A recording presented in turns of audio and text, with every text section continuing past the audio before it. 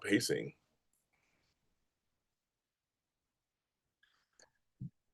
After Buzz TV's The General Hospital After Show, GH Report, GH Dirty Deeds, and JLJ Media's GH Mini Spotlight. Those are just some of the names, actually they're all the names, that these shows have gone through. Yes, actually. Hello, everybody. I'm James Lott Jr. I've said that for 10 years as the lead host of some of those shows at the time. But my co-host, who also was a lead host of the show when Lucretia and I abandoned it for a while, it's Frank Moran. Hi, Frank. James. Hi, James. You know we're shady. And a bit of a crossover. I've been with her for 7 years from the AfterBuzz TV era, and that is Miss Tami Goveia. Thank you for having me on this very special episode. It's an honor. Oh, the honor's ours. Yes, it is completely. So, folks, a few more things may happen throughout the show. They may or may not. That's how these shows go. So, people say things, just see what happens. But we are here to talk about first our 10 years together. And then, the week that was in Port Charles. I've said that for 10 years too. It was a doozy, folks. It was a doozy, as you guys know. Everybody come in the chat. Thank you for coming in. JHB Spotlights is on Facebook. If you're not following us there, please follow us there. We have a lot of people over there. We got like 5,000 people watching over there. So follow us there. JLJ Media everywhere, of course. I really appreciate all of you guys who come in every Sunday when we're here. We all do. We come in and watch our shows and our craziness and our shenanigans. We appreciate it.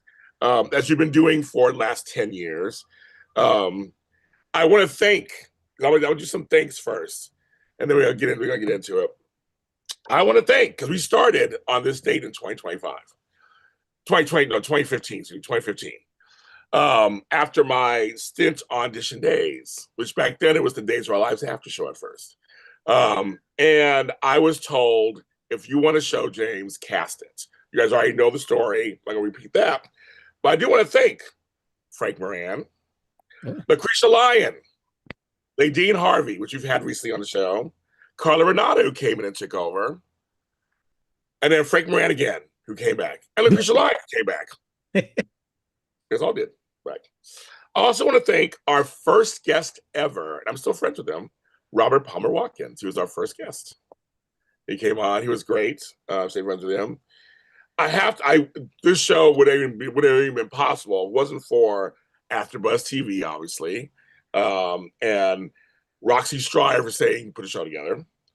Also, I think those early years, Mark Teschner, who was great to me, Candice Bren-Rostro, who I did my first show with about General Hospital, Barbara Roy, who was our first PR person who gave us all those guests, Frank. We had him coming in every week. And Barbara Patterson Roy, I should say that. And Frank Valentini, who gave us presents our first anniversary. We still have the shirts and the mugs and all that stuff. Thanks, Frank Valentini. I really wouldn't be here wasn't for Tony Moore, Mark J. Freeman, Peter Ramos, Raj Vias. I would not be here. I would not have been at Audition Days, would not have been at AfterBuzz TV. I would have never known what this was. And I had never imagined 10 years later, I'd still be doing it. Frank, did you imagine 10 years later, you'd still be doing this shit? Absolutely. That was back in 2015. I was like, I cannot wait till we're doing this in 2025. Yes. And if you believe that, he has lots of bridges to sell you in deserts. Yeah, I just go on my social media. I have the links right there. You would. You would. Everybody, come on in, folks. Thank you. Everybody, come on in. Thank you. Oh, I felt like a lack of thanking the sexiest guest for you, Mr. Donnell Turner. Well, I was gonna get to, but it's funny you bring him up because we've had so many guests on this show. We've been very fortunate. Like, we're one of the few, I can say that, of this type of podcast who actually has guests on our shows. Many of them talk about you guys follow, talk about everything, but we actually have guests. And for me, having Donnell Turner on the show, it's one of the highlights. But I'll tell you, I will say, Frank, some of my highlights, of course, Michelle Stafford. I built a friendship with her. Who came on many times, bringing products for us. Kathleen Gotti, who still have had on the show many times, who whenever I call, comes back. Wally Kurth, Perry Shen. We've had Ryan Carnes. We had so many people. We've had so many people on the show, Frank, over the years. Carolyn Hennessy. Carolyn Hennessy. Oh yeah, several times over the years. Just willing to come on and just like talk about the show. We have a good time and we laugh, and it's just been wonderful. It's been amazing. We started from scratch. And the chat says 31 in the chat. That's right. It's kind of funny. I watched After Buzz, but I didn't watch your soap shows because I wasn't watching soaps at the time. Okay, Laura B. I'm saying, well, I'm glad you're here now. Yes. I did the Billy Flynn interview. That is out now. Somebody said they loved it. Thank you, Laura, for loving it. It's out now, so you check that out. What did I say? But Frank is the real MVP because he stayed the whole time doing GH reports. I started doing GH Spotlight 8 years ago, and this is actually episode 296. So we're heading towards 300 episodes. But if you add in the General Hospital stuff we did already, it's still out there. I have a playlist on our page here. You can watch all those. We've done close to 500 shows, Frank. Man. That's crazy. It was crazy. I don't even. It's my second longest running show behind my Super Organizer show, which Frank has been on back in the day. That's just so we're coming for that number one slot, James. We're gonna go for it. Can we make that commitment now? I said to quit the other show. That's right. Aftershock. We got Aftershocks. It was called After Buzz. Talked about every TV show. It's fun with great commentators. Yes. And that's how I got there. And I brought Frank in, and then he started other shows. Because you did what other shows? You did a bunch of other shows, didn't you? Oh, I mean, I did a lot of the CW shows, Legends of Tomorrow, Preacher, with Designated Survivor, Superstore, variety, comedies, dramas, action. But only one soap show. That was GH. That's it. And Colorado was on Superstore. A little side note. Yes. She was on there. And Tami, how many shows did you do? I mean, you did Bold Days. Then you had your own show for a minute too. Right. So recap wise, it was just the soap. Okay. Block. I didn't do recaps for other shows. But yeah, I had my own show for a while. And that was Tammy Tattles, right? Where you tell people's intimate secrets. Tammy's Tales, yes. That's a great title, Tami Tattles. I like that. Tammy tells tales. I don't know. Ooh, I like that too. But yeah, it was a lot of fun. We did a lot of different stuff. And then I did like Book Circle Online and Popcorn Talk and stuff like that. Yeah. You Frank did too, right? Yeah, we all did. I think we all did. That was the fun stuff, to be able to talk. I mean, the recaps and commentary are great, but to be able to actually talk to the people that actually make the stuff, for sure, the stuff I enjoy the most. All right, me too. And also, side note, I had a great conversation with Teo Penglis, the original Victor Castine, Mr. Anthony and Andre Demira on days, 43 years in the business. And we had a great conversation. It's coming out Tuesday or Wednesday. I'm still deciding which day to put it out, but it'll be out. We had the best time. So is he back on days now? Yeah, he is. Yes. Yeah, he's back. He spilled some tea about that too. So watch the show. He's a Greek Australian. He speaks his mind. I love him. So I'm going to check it out there too. So now, because I said Frank is the MVP, I sent Frank a couple of things. So Frank, it's time for you to open them up. Oh yeah. Is there any first one? Or I'm supposed to go in? Well, the big flat thing first. Oh my. Okay. I think that first. Oh, this? No, flat. Flat. Wrong. Oh, it's there you go. Oh, is it two flats? Two flats. Am I a dumb bitch? Okay, the first one, the priority mail. That one. All right. It feels like a like a Playboy or something. James. It's a centerfold of me, Frank. You've always wanted. Finally, Perfect. finally. It is going out right there on the wall behind me. Yes. I want I'm you like looking this. down at me. Yes, exactly. Oh, all right. And I'm adore. You said aftershocks, afterbuzz. Yeah. Oh, It's really big, Frank. So pull it out. Oh my. Say, What kind of show is this?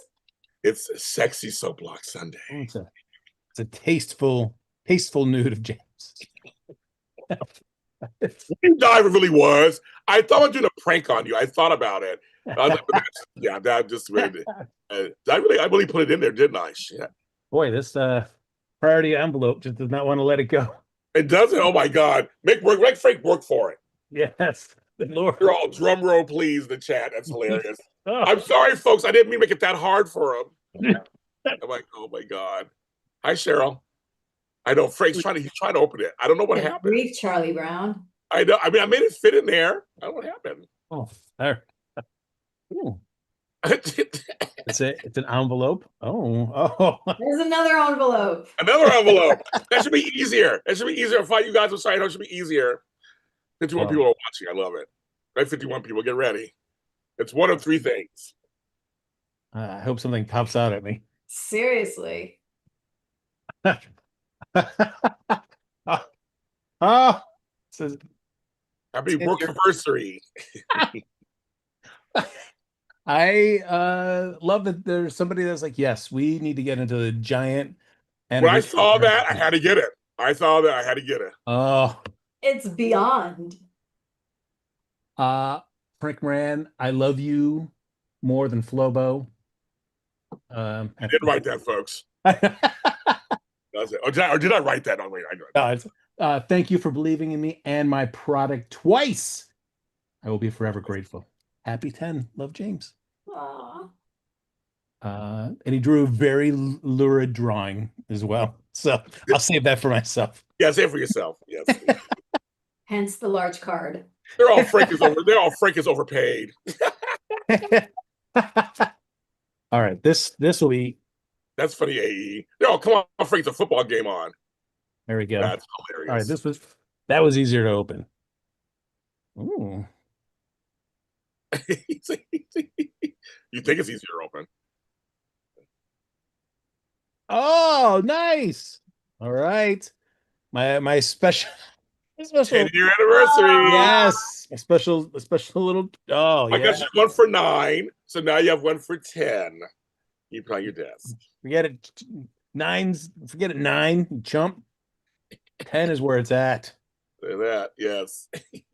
Oh, all right. Man. You did. That's the whole reason. 10 years. You've done 10 years of this godforsaken show. There we go. The whole reason I got into this was for the awards. The awards. There you go. Hey. Oh, thank you, James. And the last one. Oh, all right. You deserve all of it. No, I really do not. You're the one that makes all the magic happen. I just sit here and the lovable curmudgeon, Frank Moran. Yes. Ooh. It's a golden dildo. Oh. Ooh. And it really is. I'm kidding. No, it really is. No. Cheers to 10 years. Nice. Yes. For my beverage of choice. Yes, you and I always drink while we're doing this. Or drink. We always drink beverages during our show. Now I have my official GH mini spotlight mug. Thank you. James. Yes. Thank you, buddy. This is great. I love you very much. James, I couldn't do that. Well, this would not be possible without you. So thank you for giving me an opportunity to do this, and then for 10 years still wanting to keep doing this with me. Yeah. There's many other talented people you could be doing this with, like Tami. You should be doing it with Tami. You've actually decided to stick with me. Has been pretty great. I don't have as many emails as you, so they brought it up. That's the prerequisite. No, we love you, Frank. We do. And Flobo loves you too. We all love you. We all love Frank. We love Frank. Oh, Flobito. Every day. So they say, Frank, you deserve for the emails alone. Oh my God.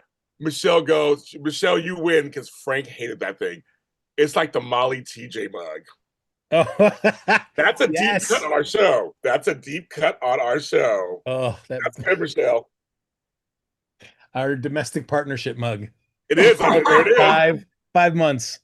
That is Michelle, you win. Michelle, you win. That's it. That's like because Frank hated that thing. That was what a terrible gift. I And know. 5 months. It was 5 months. 5 months. It was 5 months. That's really good. That's the Michelle. You guys all had some really funny things. That's pretty funny. So yes, I appreciate Frank very much. So that's what we were doing. So I didn't get him to cry though. Uh the show is not over yet. Maybe they cry for the wrong reason though. Like maybe well, yes. But thank you everybody for watching. We love you, James and Frank. No duo is better. Oh, thank you. It's good. Okay, kids. I guess about the show itself. I guess it's time to get into it. We had two major things happen this week. I'm gonna start with the first because that began the week, so to speak. And they're going full steam ahead. Which Frank and I are always about pacing. They're like, okay, we're just gonna do this. Nathan is back, kids. I'm asking Tami, are you excited that he's actually back and playing Nathan as opposed to like somebody else? That's always the trauma. Is this really Nathan? The scenes of Anna, trying to console Felicia because they don't really know if this is Nathan, and just the anguish of it. And when he does wake up, if it is Nathan, will he remember anything? And yeah, now I'm thrilled that he's really back. I'm thrilled. And the fact that he doesn't, the last thing he remembers, he doesn't remember anything. It's fascinating. I love it. And I'm glad that it wasn't, because when I saw he was in a car accident at first, I thought like, oh, are we going to play for a while? He doesn't remember who he is at all. But I am so glad that nope, he remembers who he is and everything that happened prior to when he died. Yeah. Love it. The part that got me, and Tami, we talked about this the other day, was Felicia. Poor Felicia. Felicia couldn't speak. I love that that was a great directing choice. When she saw Nathan drop those papers, she couldn't. And Anna's like, "Hey, girlfriend, let's go this way." And she walks out, stares at Nina, and she still can't speak. And she's like ushering her off to this. I'm like, I unintentionally laughed, but I just thought, it was like, how else would she? I guess, yeah, how else would she? She's like, blah, blah, blah, blah. And that was it. I totally get it. Such a beautiful chain reaction.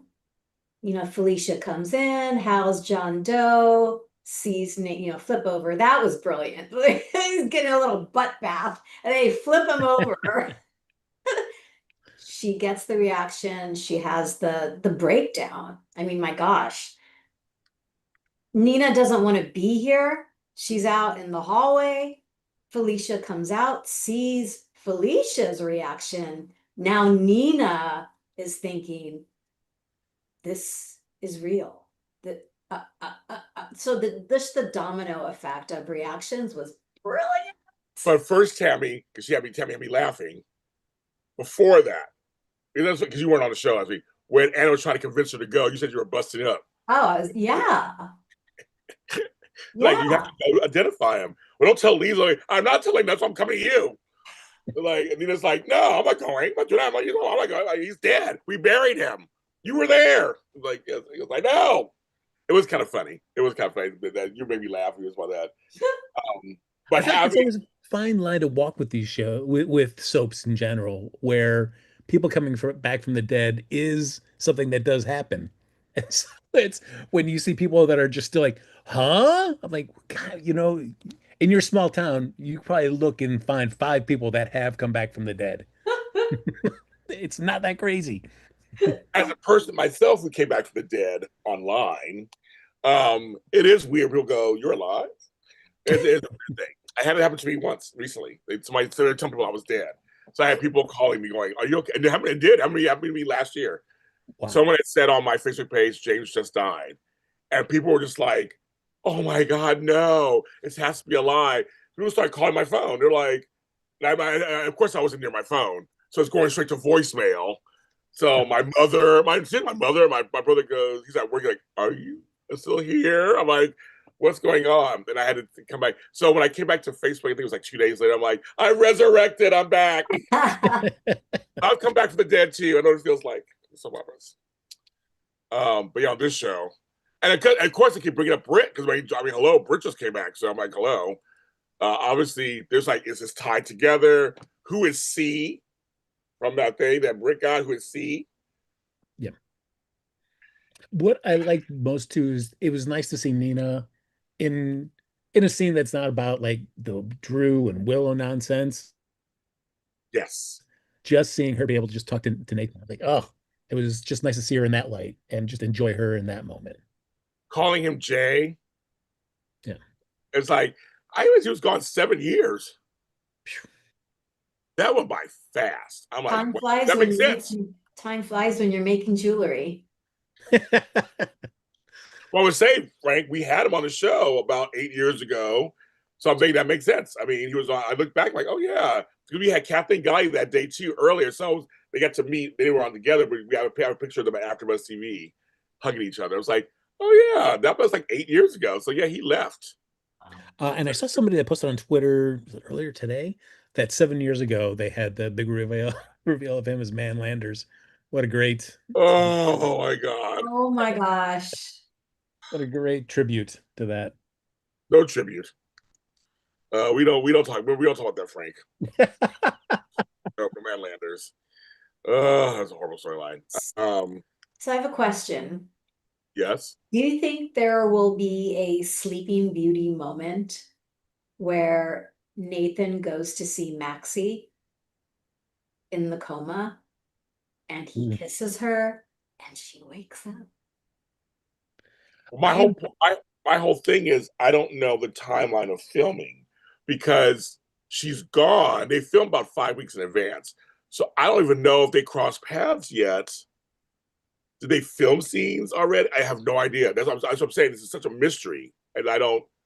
She's in Tennessee. I don't know. I have no idea, you guys. What do you think, Frank? I have no idea. I don't know how long. I hope he's on the show for a bit, but I don't know how long he's on the show for. Yeah. Yeah. And it seems that's the toughest thing when it's like, hey, it's this character that you really like. We're bringing him back from the dead, but it's only for like 3 months, and then he's just gone. And you're like, that makes no sense because he's like, why would he leave town with all his family and a son that he didn't that he now has? So I hope he sticks around. They're saying he said he was done with Hollywood. No, but AE never say never, folks. I tell people say shit all the time, and you can't take it for gospel. So I know that yes. Well, Amy said. Well, sorry, Kristen Storm said should be filming in November. If that again, this is all just people have talked. We don't know if it's happening yet for sure. So anything's possible. People have said things like, "I'm never doing that again." They come back. I mean, you never know. Sometimes you throw money at people. They may stay. If they give a good story, maybe they'll stay longer. Because I am shocked he came back. He's been gone for so long. I am shocked that Ryan Pavey's back. Because he was just like, I'm done. I'm out. And I was actually shocked that he came back. I was like, oh, okay. So he must have offered him something that made him go, okay, it must be a good story. We know that Kathleen Gotti, when she was on, said she has some great stuff coming up. But she's always recurring. So you can't go by her. They bring her in and out whenever they need her. So I don't know. That's a really good question. So, but I've heard different things about Kirsten, what she's going through right now. I've heard. I'm not going to report on them on here, but just I've heard things. So I don't. Again, anything's possible. I think anything's possible. And you never know what a person's going through in their personal life, Right. good or bad. That can totally change their perspective on going back to a show that they used to be on. There are some folks that are back because they need the money for their vouchers, for their health care. You just never know. These are some folks who said, I'll never do daytime, and then they come back. All the time. There's some folks trying to come back to daytime. Nobody wants them. Is that you? Right, Greg. Yeah. Yeah, they're trying. Did I say that out loud, Frank? Did I say that out loud? That was my inside voice. Okay, we're doing exactly. Ryan got bills to pay and a good storyline. That's what I'm saying. I mean, that's what I'm saying. You never know. And remember, Kelly Tebow was like, I got my Emmy, bye. She's back. So you just never know, kids. Never know. But I hope Kirsten Storms really does come back. And but see, here's the thing, kids, and Dewan mentioned it also in chat. Spinelli. Yeah, that's a tough one. Tammy, are you more of a Spinelli fan, or do you prefer Maxie with Nathan? My heart, I loved, what was it, Nellie? Nellie and Spinelli? What was the girl? Ellie. Ellie. Yes. I like the two of them together. Okay. Yeah, I thought it was super cute. Super cute. I totally. I don't know, but be frank, here's the thing.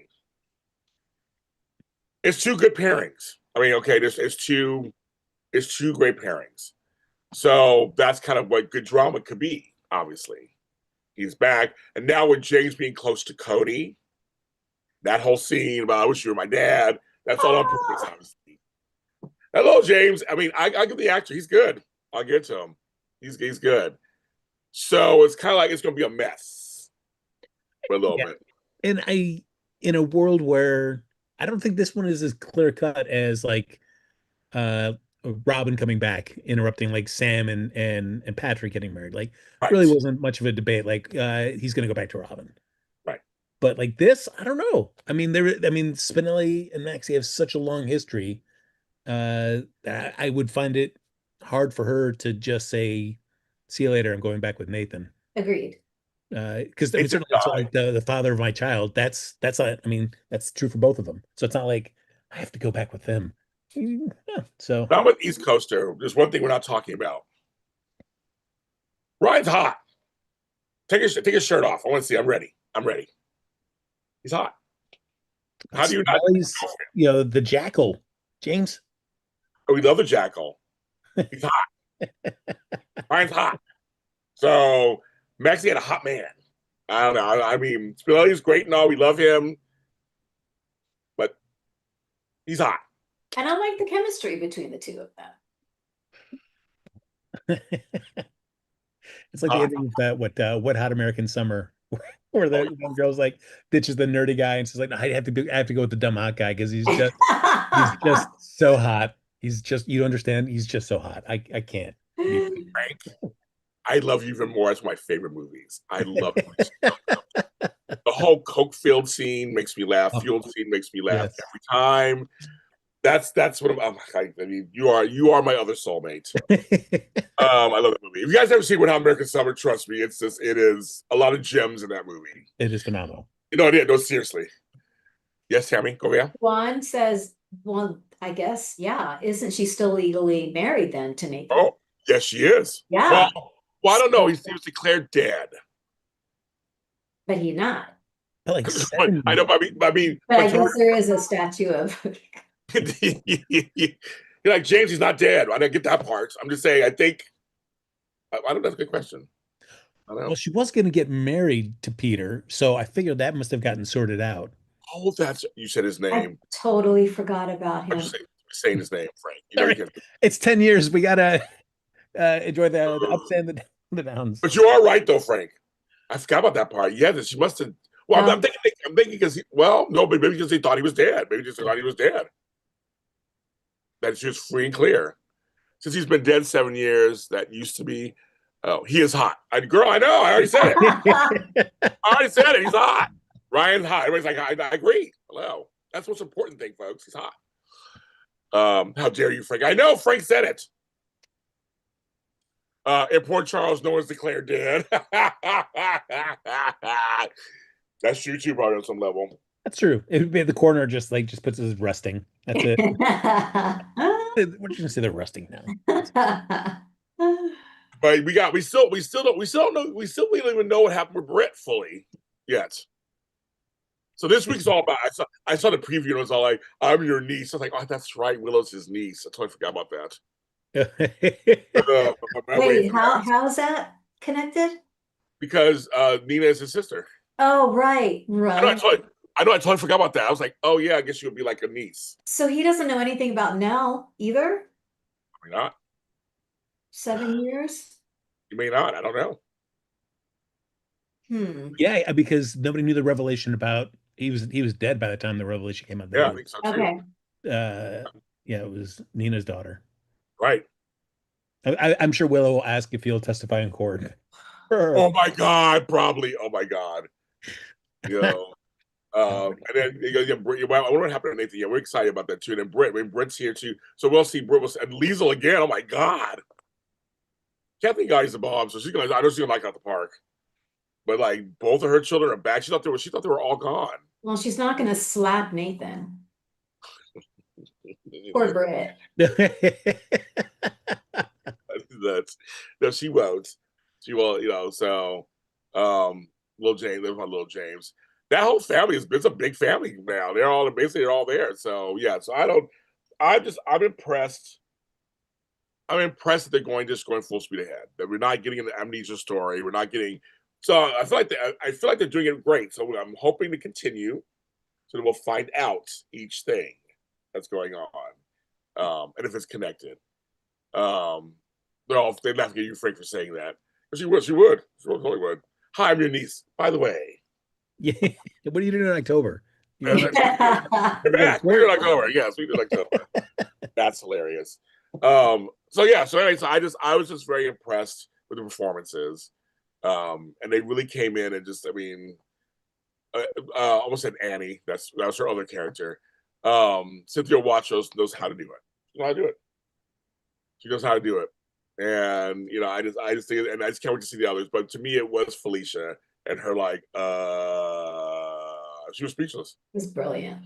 And I'm glad it was Nina who was there.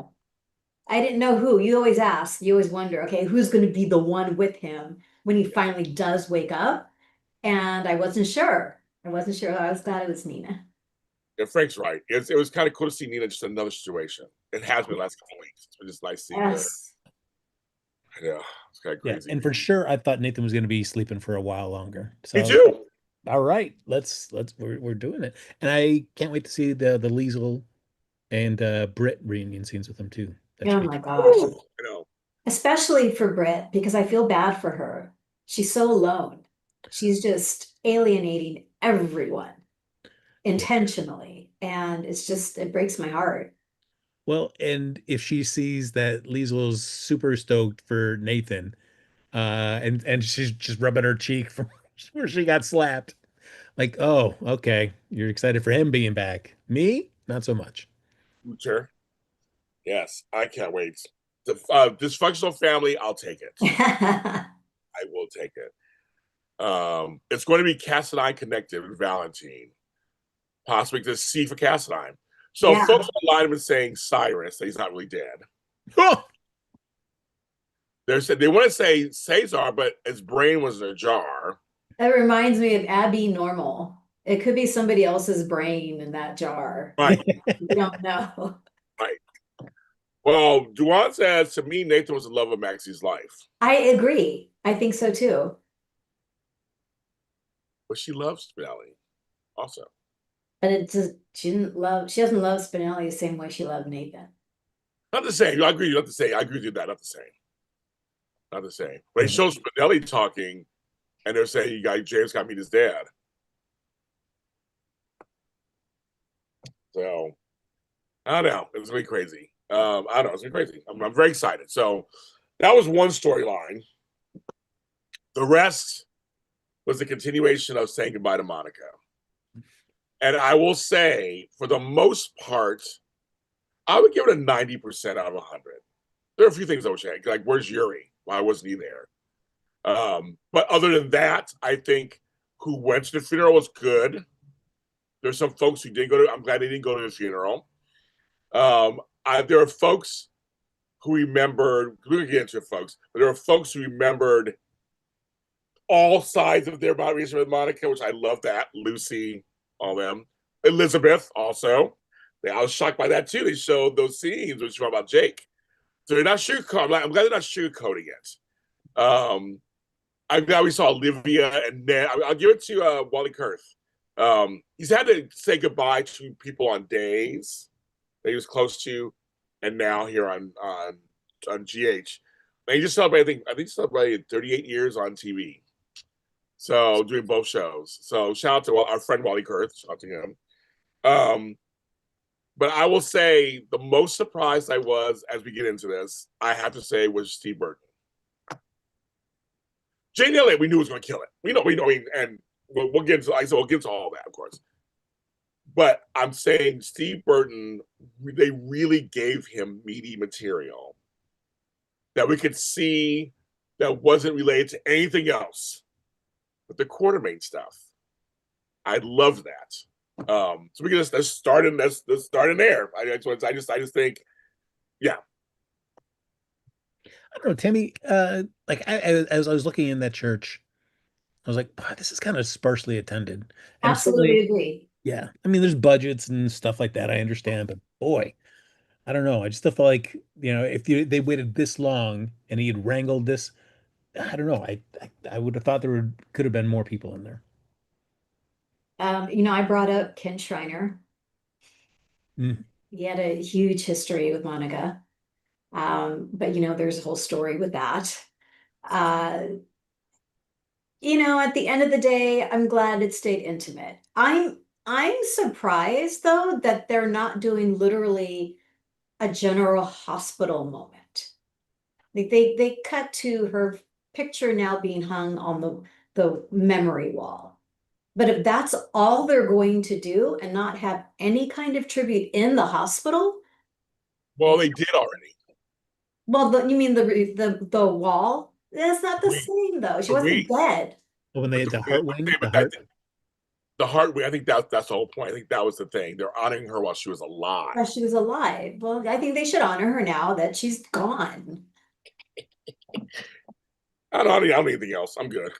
You're good. I'm good. I don't need anything else. Honestly, I was like, they did it. Gave her a whole wing in the hospital. Shit.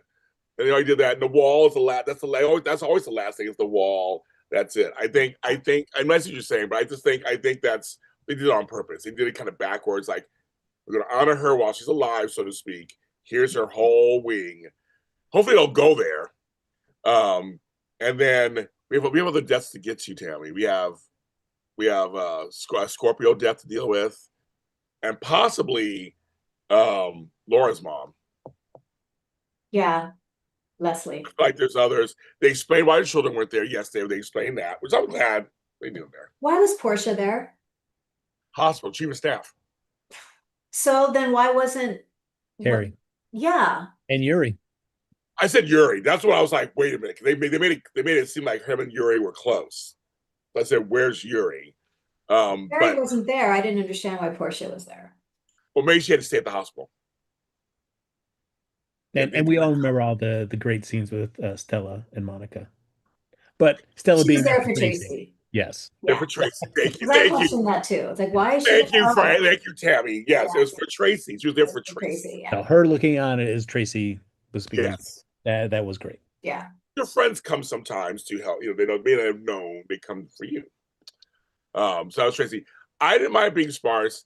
I wish there were a couple of returns, but they didn't happen. Nowadays, it's like I don't need a 5-hour funeral anymore. I'm just like, let's get to the point. Who I wanted to see, I saw. And I think if Homegirl was still alive, Laura's mom, real life, she would have been there probably. They would have, because she always came back for appearances. It was, to me, it was fine. And a lot of the people that couldn't come back, they were dead in real life. I mean, a lot of her contemporaries on the show are gone. Isn't that crazy? Every time Tracy said, "I'm the last man standing," that's for real. That's for real. Yeah. I was trying to think if Max should have been there and Felicia. Maybe not. They weren't really close to her, I guess. I don't know. Laura being there made sense, obviously. And Lulu, of course, being there clearly made sense. She was there for Tracy, obviously, more so, too. And for Laura. I'm glad they touched on Laura's past with her. That was a candy striper. I remember when she was a candy striper. Totally, yeah. I totally remember she was a 15-year-old candy striper. Then she goes, and I met her before I met Luke. That's right. Laura, people forget, Laura was on first. It was her and Scotty. That was the whole thing. They were the summer romance. They were the young couple. Luke was the guy who came in to ruin everything. Then they brought in Barbara. No, it was Barbara Jean first, and then she brought her brother Luke to town.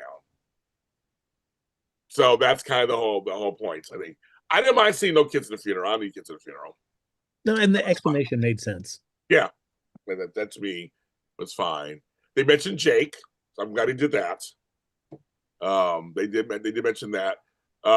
People say they love the Portia Elizabeth scenes together, and the Stella Tracy scenes together, and the Felicia Lucy scenes were hilarious. Did you need to see Dylan there? Who? Would you wanted to have seen Dylan? Well, it's funny because Scott Clifton made that joke online. He was like, I should be there with my mother." It would have been nice, maybe. It would have been nice. I guess it would have been a nice surprise.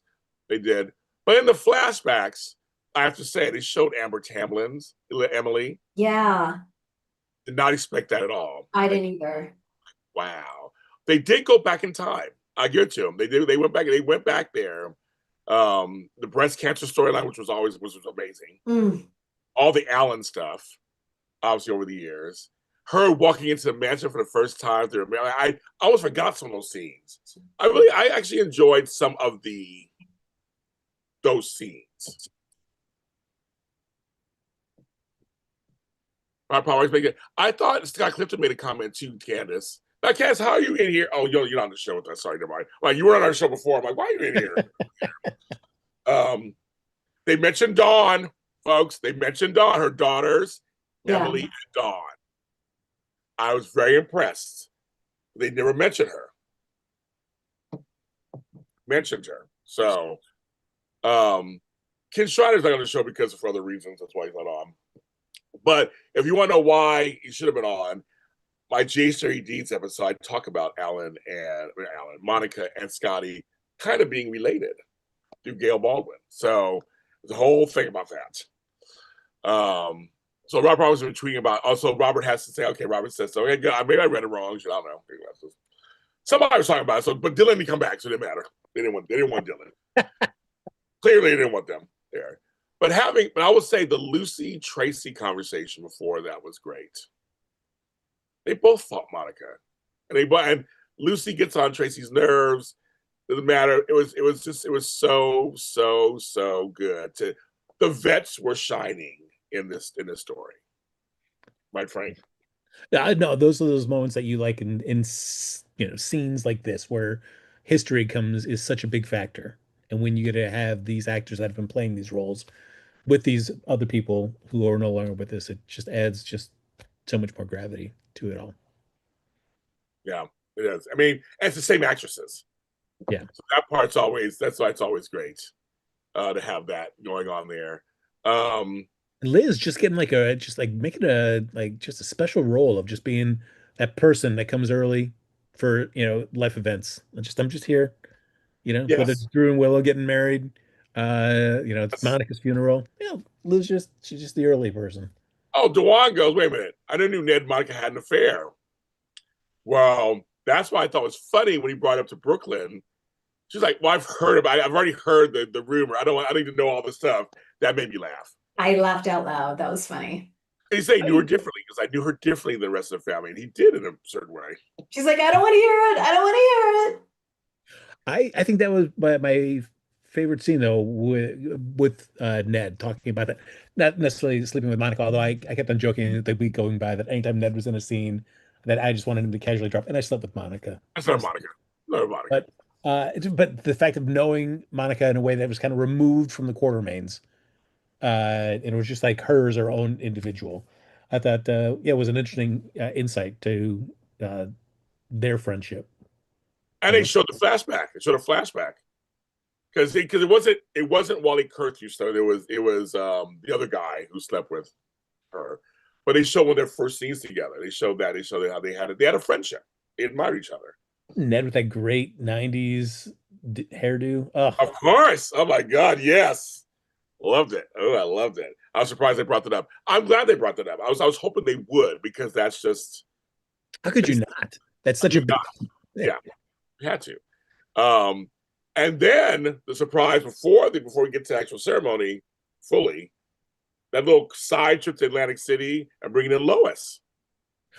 I like that because I think, boy, as much as we want like the Geo and Brooklyn and Dante stuff to kind of soften and start moving, like the I feel the same thing about the Brooklyn and Lois stuff as well too. It's like, yes, I know it's terrible, boy, but we need to just move on from the current status that we're in. Agreed. But he shared cotton candy. Yeah, I mean, I know you and Flobo do that, James. Well, have him feed it to me. That's how we get over our fights. Feed it, put it in my mouth, so I get dissolved. But I like blue, so I don't want pink. Blue is for boys. No, I've been in Atlantic City. Actually, it's pretty fun there. It's kind of trashy, but I like it. But bringing her on, I was surprised by that. I was like, oh, we're doing that. I had Tracy run off, and having her talk to. There's a long history there too, and having Ned part of this was so good, and him talking to Lois. We always forget. I know that Ned has two shows. Ned, Wally Kurth has two shows. We get it, but it's nice he's around as Ned. We like him. I love just the whole generational representation that the Atlantic City story supported, from Brooklyn to grandma and everyone in between. It was really well done. Really well done. I thought so. Yeah. And I do like just Ned taking this time to just remind, it's like these times when you should remind the people you love, while they're alive, how much they mean to you. I cried. I love the scene with him and Brooklyn and Tracy. And he can almost barely not get it out. Like, I really love you. I don't tell you enough. I really love you, Mom. And it's like, oh my God, I was sobbing a baby. I was like, that's because they don't really, I mean, the Cormorants don't do that. They're not touchy-feely. My family's kind of the same, but we're not touchy-feely like that. So it's kind of like every once in a while it kind of happens. You're like, oh, okay. And we got to see again, to Tammy's point, 3 generations of Quartermains. I was kind of glad there was no Chase. There was no Olivia. It was just the 3 of them. And at first I was like, am I upset about that? Like, no, actually, I like that. It just dawned on me when she and Ned were at the table and she had the 17. She said, let's leave it up to the cards. And Lois has said, there's a 69% chance that if you hit on a 17, you're going to lose. And she said, hit. And then it cut. And then I thought, oh, well, she must have gotten a 4 or under, right? She's going to say something at the funeral. And she didn't say anything. So she must have lost. Okay. I just dawned on me, oh, she wasn't lost. Yes. I love when she came down the stairs. She's like, what are you guys waiting for? It was so her. Yeah. We have to honor Monica. They're all looking at her like, okay, bitch. Like, we know you're coming or whatever. I love that. But before we get to the thing, and people bring it up in the chat, and this is, I know she's not big on Emmys and anything and that kind of stuff, but I will say, and it reminds me of Young and the Restless. So give me a second, folks, to put the correlation together. Jean Cooper, when she came on right before she died, one of her last scenes, her and Jill and Catherine, frenemies for 1,000 years on the show. And they had Jean Cooper as her character going up the stairs to go to bed. And they said this was not scripted. She goes, Jill, the girl, woman who just walked in place, Jill says, do you need any help? She goes, no, I can do it myself. And she's totally frail, slowly goes up the stairs. She stops and she says, good night. And Jill goes, good night. And they show her kind of go off the stairs and she died like right after that. But I thought that it reminded me of Tracy going up the stairs and falling apart halfway up there. Yeah. What a great scene. She just fell apart. No, she couldn't do it. And I was like, wow, they really are giving Jane like just everything. I thought, and later Jason going on the stairs and saying that staircase packs a lot of emotional punch there. Iconic. It's iconic. I felt like it was another character in the story. Yes. Alan wanted to have a staircase so she felt like a princess coming down or whatever he says like that. And I think all rich houses, I always think of Mommy Dearest and Joan Crawford having her staircase. You come down, you descend down. It's always stairs. All about Eve. It's all about stairs. Stairs are always iconic. And the fact that they were always going up and down the stairs, and Monica was upstairs last few years. I thought that was great use of that. Great use of that set. But Jane, every time she would crack, Yeah. I don't know if it was an acting choice, directing choice, her for real, who knows? But it was like throughout the scripts. There was times she would talk, and all of a sudden she was like, she would Yeah. catch her breath. Yeah. We've all been there, I think. And it's just kind of like, wow, that's just, I mean, it's so real. Yeah, Tracy bringing downstairs really got me. Yeah, I know. Is Kevin Collins on just on Beyond the Gates now? I think so. I mean, he's not. They didn't bring Kevin back. They didn't bring what's his name back, but he just got Right. killed. So that's no story. No, he wasn't killed. I'm sorry, he wasn't killed. It was the other girl's man got killed. So he's fully entrenched on Beyond the Gates right now. And they film in Atlanta. They don't film in LA. So it's not as easy as just kind of like, come on over. Candace, most of these fans weren't even born yet.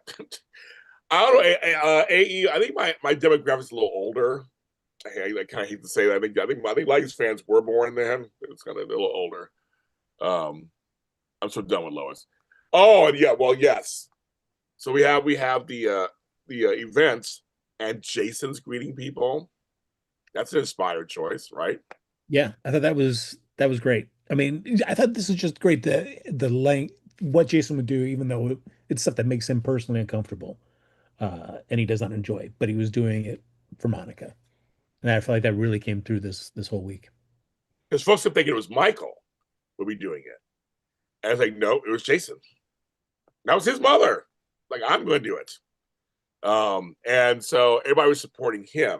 So it was kind of funny that he was the one. And yes, I did a video for the liaison fans. They were so happy to have their scenes of Elizabeth and Jason. And a couple of scenes, they were very happy. So you had a couple of scenes, of course, because like Elizabeth said, she's part of both families, the work family and the family. Both.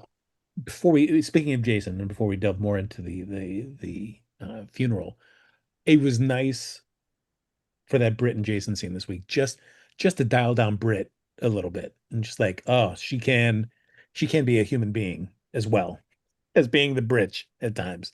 So it was nice to see her show that side. Yes. When she was like just going like, wait, what's going on? You gonna fix this? And he said, my mom died. She was like, I'm a dumb bitch. And she closed the door, basically, and it was like, and you're right.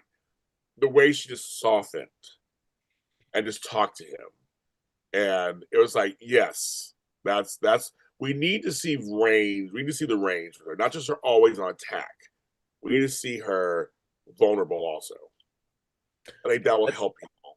For sure, because I feel like that's what I've been missing since return. And certainly her circumstances, I guess, play into the bridginess Yeah. of that. But hopefully now that she's back and around people that do love her, despite what's happened the past couple of years with her, they'll show us more of that stuff. Because her and Nathan got closer before she died. So having him back will be interesting for her. So maybe that'll soften her too. Maybe that'll also soften her also. And yeah. I mean, if they're related, does she even know that Nathan was part of this as well? Like if their returns happen to be orchestrated by the same person. I'm very curious. I am. They asked me in chat, and I think I told this to Tami on just a conversation. Do you think Brit is pushing people away to protect them? I think on some level she is. That's wishful good writing. I don't know if they're doing that, but I feel like she is doing that a little bit, but I don't know if that's true or not. I have no idea. Her unleashing on Lulu like that, I understood to some extent because it was such a shock when she opened that case and she saw the note and the medication. And whoever was going to be at that door was going to get the brunt of her just freaking out about everything. But the way she laid into Lulu, James, you had mentioned this may have something to do with protecting Rocco. So maybe there's that. Maybe there's that. Right. I feel like both Britt and Liesel, they certainly, when it comes to Rocco, come in a little hot. I mean, and we saw like once Laura kind of recalibrated Liesl and said, like, this That was is what the amazing. deal is. Yeah. We've seen Liesl just being like a lot chiller about the situation. Well, And I it have was to commend Lulu because her showing up, wanting to have some kind of truce with Britt, completely surprised me. Because talk about one note Lulu. She's been one note like, for a long time. You just need to pivot, girl, and find a different way in with people. I think, see, in chat, what I was saying in the chat is I think she was attacking Lulu on purpose to get her. That's why it was so unnecessary and big. Thank you guys for happy anniversary. I'm thinking there's something more to that. And Lulu, they're softening her now finally with her kids, with Brooklyn, them coming together. I like that. There's a lot of softening happening. I think they do this sometimes. And Frank and I have talked about this before. Like with Valentine, when he came back after he basically killed Nicholas when Nicholas was alive, but he came in cartoonish. He came in hot. They do that sometimes on the show. They bring him in for whatever story and make him all this stuff. Then it's like, oh, but they're good actors and we want to keep them around. Like it's like, oh, okay, now let's figure out how to keep them. It's like you don't have to go in hot like that necessarily. true, Right? because I think like the relationship, the whole situation between Lulu, Britt, Rocco, everything that went on already has enough in Yeah. stakes and investment in it. You don't need to artificially dial it up because then it just becomes too much. Yes. Did Charlotte agree to see her father? She's thinking about it. Is she thinking She's about it? still thinking about it. Okay, I wasn't sure if I missed it because, yeah, okay. I think she's thinking about it. Because she's not sure herself. When she's talking to Rocco, when she's talking to Rocco, Yeah. I don't know. Like she thinks something's up. She's not dumb. So she's thinking that something's up. So she's not sure herself she wants to go. But she liked when Lou said, I will be there with you. She smiled. So I don't know. True, because Lulu, without knowing what the specifics are, she Yeah. knows that Brennan is doing this because he needs something from Valentine. Right. So has not laid that part on to Charlotte, saying, "Oh yeah, we're doing this because just because somebody needs to pump your dad for information." Um, so folks in the chat are coming to me. Here's the deal, folks. I just have you ever said anything to someone in a fight just to get on their nerves? Let me just say that. You're gonna chat. Have you ever said something that you know could push a button in a relationship and you push that button? That's all I'm gonna say. People say things sometimes to push a button. Now, thank you, Cecilia and Miss Edwards. Right. Rocco Brick calls Rocco Ben to annoy Lulu. That to me is just universal. She's saying it to annoy her, whether it's for real or not. Is she saying it to get on her nerves? That's kind of the point. So I think, and Liesel's saying that's my grandson. Yeah, it's a little delusional, but she was saying it to get on their nerves. I think if they say things, they can. I know I've said shit to people just gone on there just because they got on my nerves. I've said certain things, push buttons. I know I have. I'm petty. I know I have. So he's saying, but we're assuming this is good writing. I would say I'm hoping this is what the reason is. I could be completely wrong, folks. It could be that she is just being a bitch and weird. But I had heard something somewhere that there's danger coming with the return, that possibly she's trying to spare Rocco any danger. And that's why Lulu's working hard to spare Charlotte any danger. Same with Anna. They're afraid something's. So I heard something's coming. So I don't know what it is. Something's coming. That's actually in the chat. The 82 people in the chat. That's why they're all. I'm just saying that something people say things because they just to bother you. So we had Elizabeth speak at the funeral. We had who else spoke? Ned Michael. And read Monica's letter. Oh yeah, Ned read Monica's letter. Isn't there a letter that Drew found? Ted Knight or Ted Martin. Oh, right. It was a Ted. Michael Knight. Yes. Martin found a letter. Yes.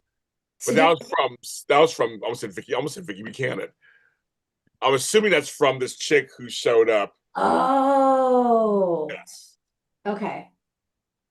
Yeah, because I mean, we know Martin. I mean, he was on the phone, so I'm sure he was talking to her, getting her like, "Hey, you ready to go to the family crypt?"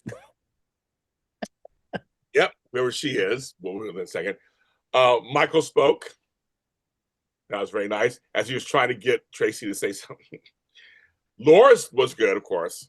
I'm just mentioning all the years, and she was a candy striper, and all the stuff that she did. They talked over the years, uh, Lucy, of course, was amazing. but that I was getting there because that one was hilarious. Because Lucy's like, oh my god, what is Lucy gonna say? People's expressions were just Hilarious, horrified. hilarious. And yes, I'm so glad the way she turned it around with the nurses' ball. That was a nice. I didn't expect that. That was a nice little tribute. Everybody was kind of like, "Oh, okay." And later, when Drew busted in, she's like, "See, everybody's worried about me saying something." Laughs. I was like, "That's." I mean, you have to have some humor in it, right? Of course. But I will say, on that Thursday when Drew busted in that wheelchair, I was like, Friday couldn't get here fast enough. Friday could not get here fast enough. Uh, Woo! and I mean, I have to enjoy just how quickly he was escorted. Oh my god! Oh, really, Frank? How great! Tracy was like, "I'll handle this, bitch." He's like, "Everybody got up." She's like, "Oh no, I got this." Yeah. And he's like, "What are you doing?" He's like, "Your presence is what you say is neither requested Or or Desired. desired. That's right, desired, desired. yeah. It's detested. Yeah.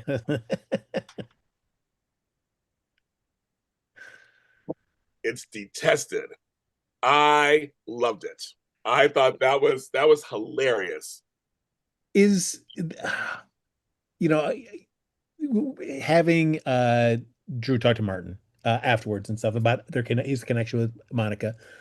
Clearly true. We saw that on Yeah, in yeah. scenes, from his first time to when Cameron Matheson came back and picked up the role as well. Uh, but like hearing just like another weird like delusion of Drew's where he was just like, oh, yeah, she's been poisoned against me. Everybody, I'm like, what Martin is so happened over to it. Drew? Martin is so over this. Martin doesn't want to do this. And I just want to go back for a second when he saw Stella working, and she's like, "You still working for him?" That was a great scene. Great scene, and she knows why. And he's like, "I don't care for you. I will do anything." And I love that. That was beautiful on some level. I love it. I love it. Yeah. And I have to say, Martin with him is kind of funny now because he just looks at him like, Yeah, and I did like, hey, this is something you want to talk to, a therapist, uh, about like, yeah, I'm because staying, it's billable rates. Yeah. yes, "Woo!" But he said, but he told Stella, "I am getting compensated." Okay. So it's just it's funny that he has to work for money. Like he has to. It's like it's just so funny. He has to. He's not a rich lawyer. and I don't know how much about that like Drew once again just trying to convince himself that he's right when because as he was telling Martin, like, I did not tell the police that it was Michael that shot me because of Monica. I'm like, that's convenient now. That's Yes, convenient I now, know. dude. You can't believe Frank. You can't believe working out his godforsaken mouth. He's a liar, Frank. He's a liar. Tracy and everybody, Michael turned her against me. No, man, you did yourself. But I did like that she tried calling and he didn't pick up. Yeah, I like that. That got to me. It's like, okay, I'll give him that. Yeah. Yeah, me too. I was like, oh wow, that's really interesting. They said she tried calling him. I didn't expect And that either. yeah, and given like I mean, people talk about like Drew's personality shift. I and how he's still the same after even being shot. Uh, I would have thought, like, especially this week, having just many people coming in that's like, Drew, dude, you got to change your behavior.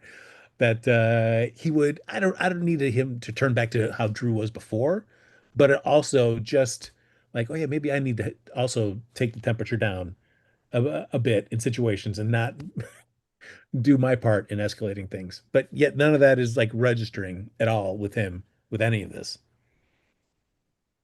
I am not approving Martin's continued vendetta against Tracy and wanting to put Tracy into Drew's, the downfall of the Quartermaines. Like, she'll get hers too. First, Michael will get it, but Tracy will get hers too. Because When what they fall, happened when to they fall, when they fall in bed together, Tammy.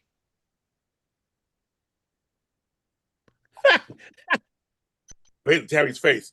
I'm telling you, it's gonna be Tracy and Martin calling it, time stamping it. You don't think so, Tammy?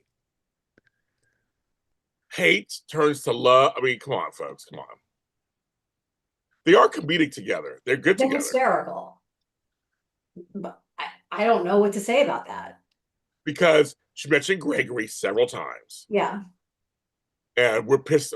Frank and I we're just beyond pissed about that whole situation. Yeah. Luke's gone clearly, so it's like he's at that age group, and they keep throwing them together. That's a classic soap. Meet cute. We hate each other. I'm coming after you. Comedic stuff, and then one day they start kissing, and they say wake up drunk in bed together. Oh, that's it.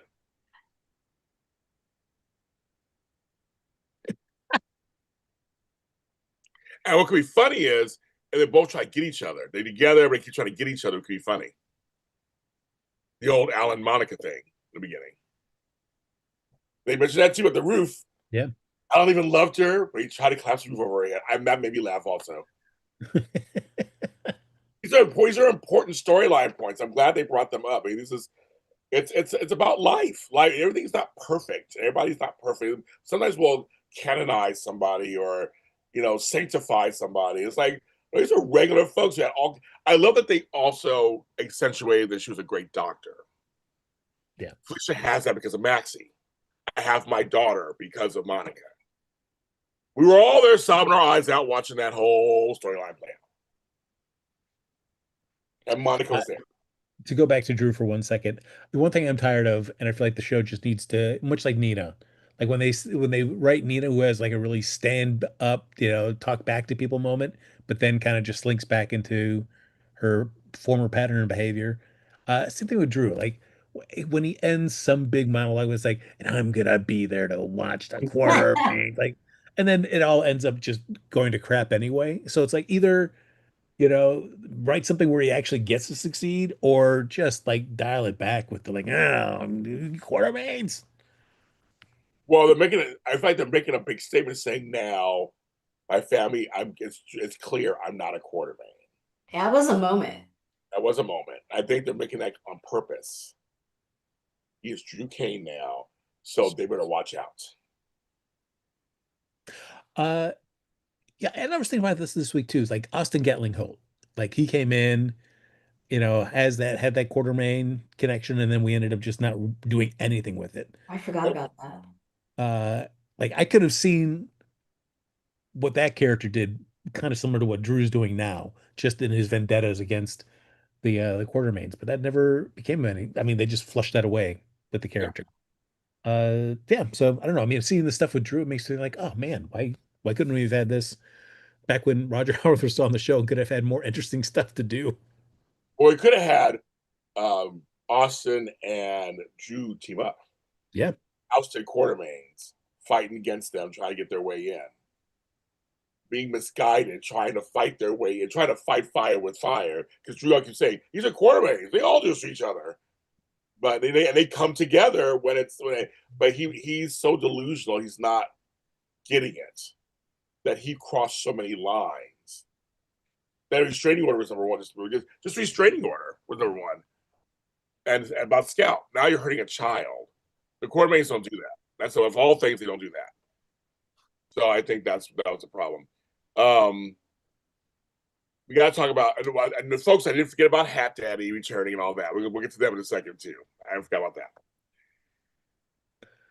So Tracy turns around after she got rid of Drew.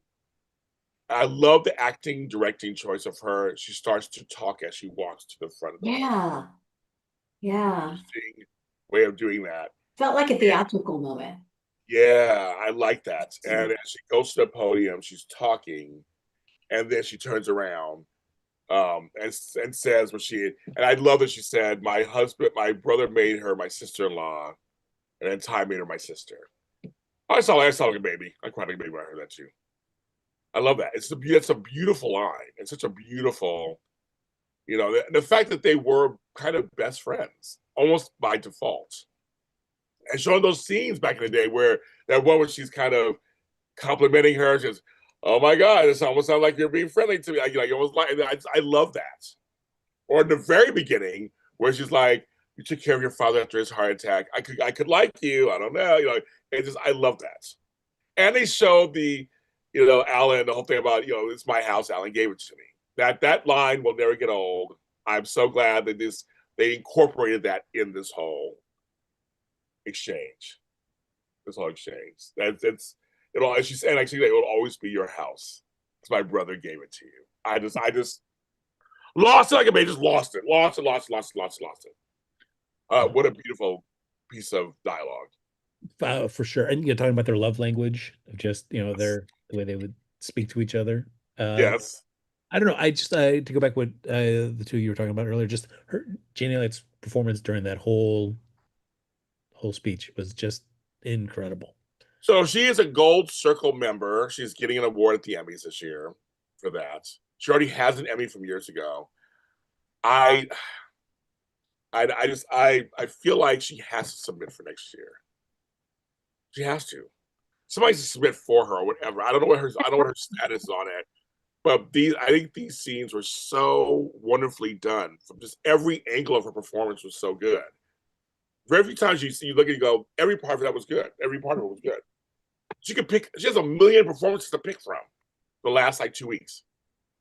That I'm just like, she has to submit next year. Has to.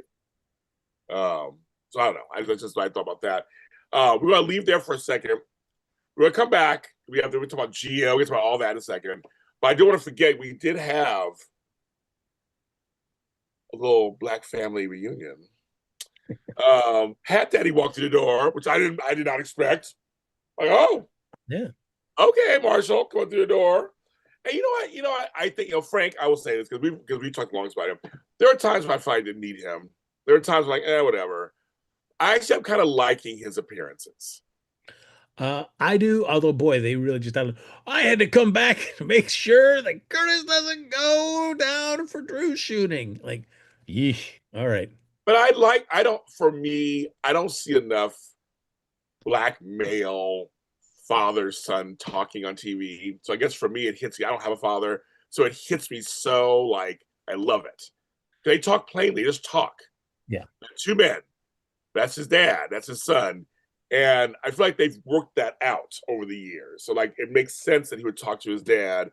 Doesn't want him involved, but he's like, I'm gonna get involved anyway. So don't try to get me out of here. And they had a discussion, you guys. Do you think Portia did it?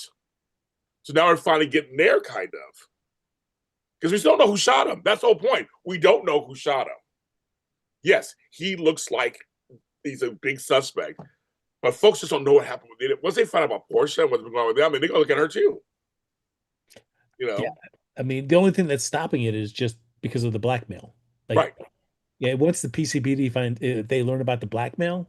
Yes. Like, but then again, it's them proving that there was blackmail, and now there's no more blackmail. Yeah. Right.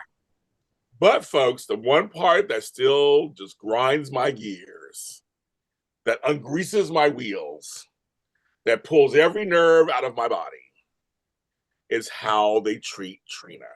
Oh, when Curtis is like saying like, we should, Trina, can you leave so we can, like the grown-ups can talk? Like, I am glad she shut that down. Yeah. She's like, no. She's like, I need to hear this too. It's my family. She's a grown-up. She's a grown-up. And she overheard her mother and father. So when he came in, she was like, mm-hmm. And she said, I didn't eavesdrop. I love she said, I didn't eavesdrop. I didn't have to. Uh-huh. I know. I was like, that's right. She didn't tell her. They infantilize her so much.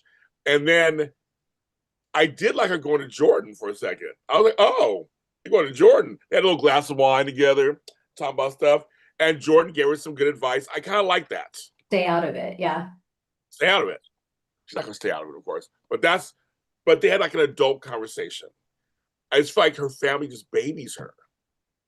But I Yeah. like Jordan's reasoning. It's not stay out of it because it's your mom and dad's issue. It's stay out of it for the legality problems that this could cause your family and you. To go, okay, that's good. Let me sip my wine and think about that a little bit. And she was like, your father has done nothing, and he really hasn't done nothing towards me, and I've done nothing towards him. Yeah. She was like, I believe you. Because Portia get all upset. Oh man, yeah. When he said that he was getting drinks with Jordan, they cut to Portia. She's like, it's time to go. I'm going to my rebound man. Yeah, yes. Sure they She knocked did. that down quick. So, hi, can I see you please in my office? Without Okay. your scrubs on. Okay, he did. I mean, he is hot. And she was like, I changed my mind. I'm paraphrasing, of course. Woman's prerogative.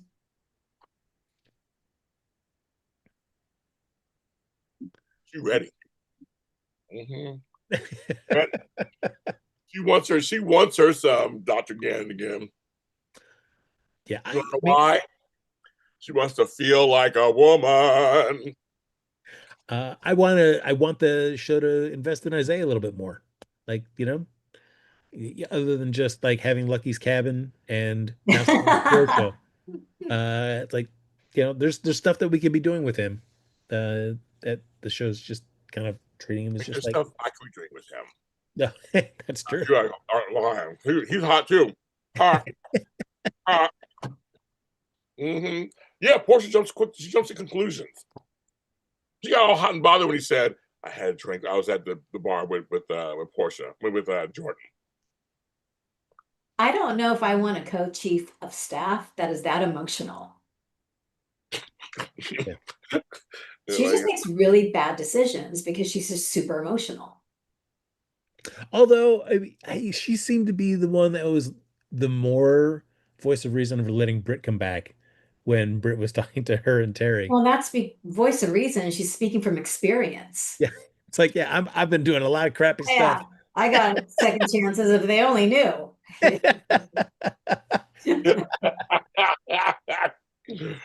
Totally. But I want messy. I want messy hospital drama.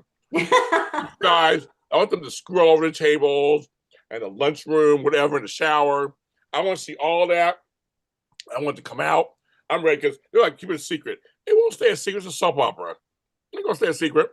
Oh, yeah.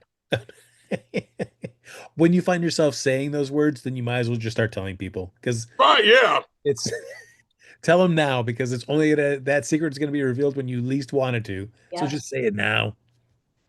I agree. Isaiah is I can't agree with that. I know. They're all true. Of course, so okay, folks. I don't want to offend anybody.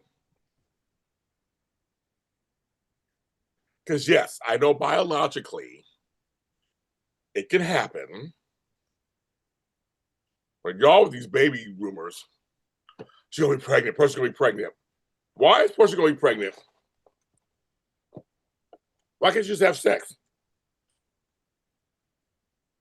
And not get pregnant. Homegirl is at least over 40-something years old. Yeah, but once we cracked the Carly being on that low pregnancy, I mean, now it's all open for anybody. That's true. For us. So we didn't need that. We didn't need Carly pregnant at 50. We didn't need that. That storyline was dumb as fuck. We don't need that. We didn't need Donna. Sorry, we didn't need her. But she's adorable. She's adorable. What? I hope Terrence Matthews. Britt was messing with Lulu. Yes. But for me, I'm just like, I don't need her pregnant. I hope they don't. I hope you guys are all wrong. That's true. It's but it is. I feel like that's like I can see why fans read into that because it is an obvious soap trope that we start kind of fooling around and then oops, somebody's pregnant. Same thing, Cheryl. I didn't ever pregnant either.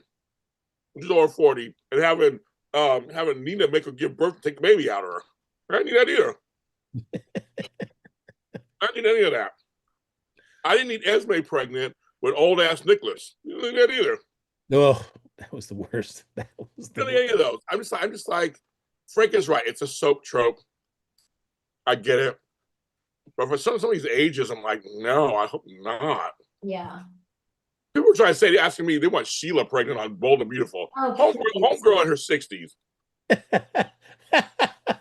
What she's going to give birth to is dust. That's what she's going to give birth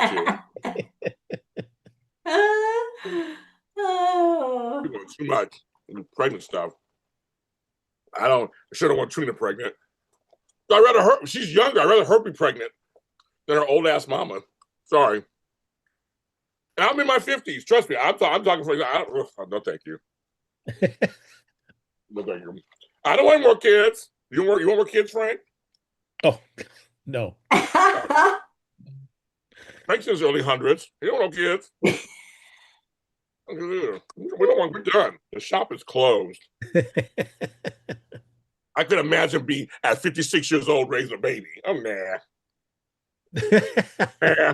Nah. Grandkids are enough for me as it is. Let's see. Blah, blah, blah, blah, blah, blah, blah. What's going on? Well, we can't. Before we go back to as we're wrapping up the funeral stuff, we do have to take time out to really just celebrate the Outback storyline. Princess Pie. Those scenes with Cody and Princess Pie were adorable. I'm sorry. I felt awful when they came to take Outback Pie away. My heart broke for Cody.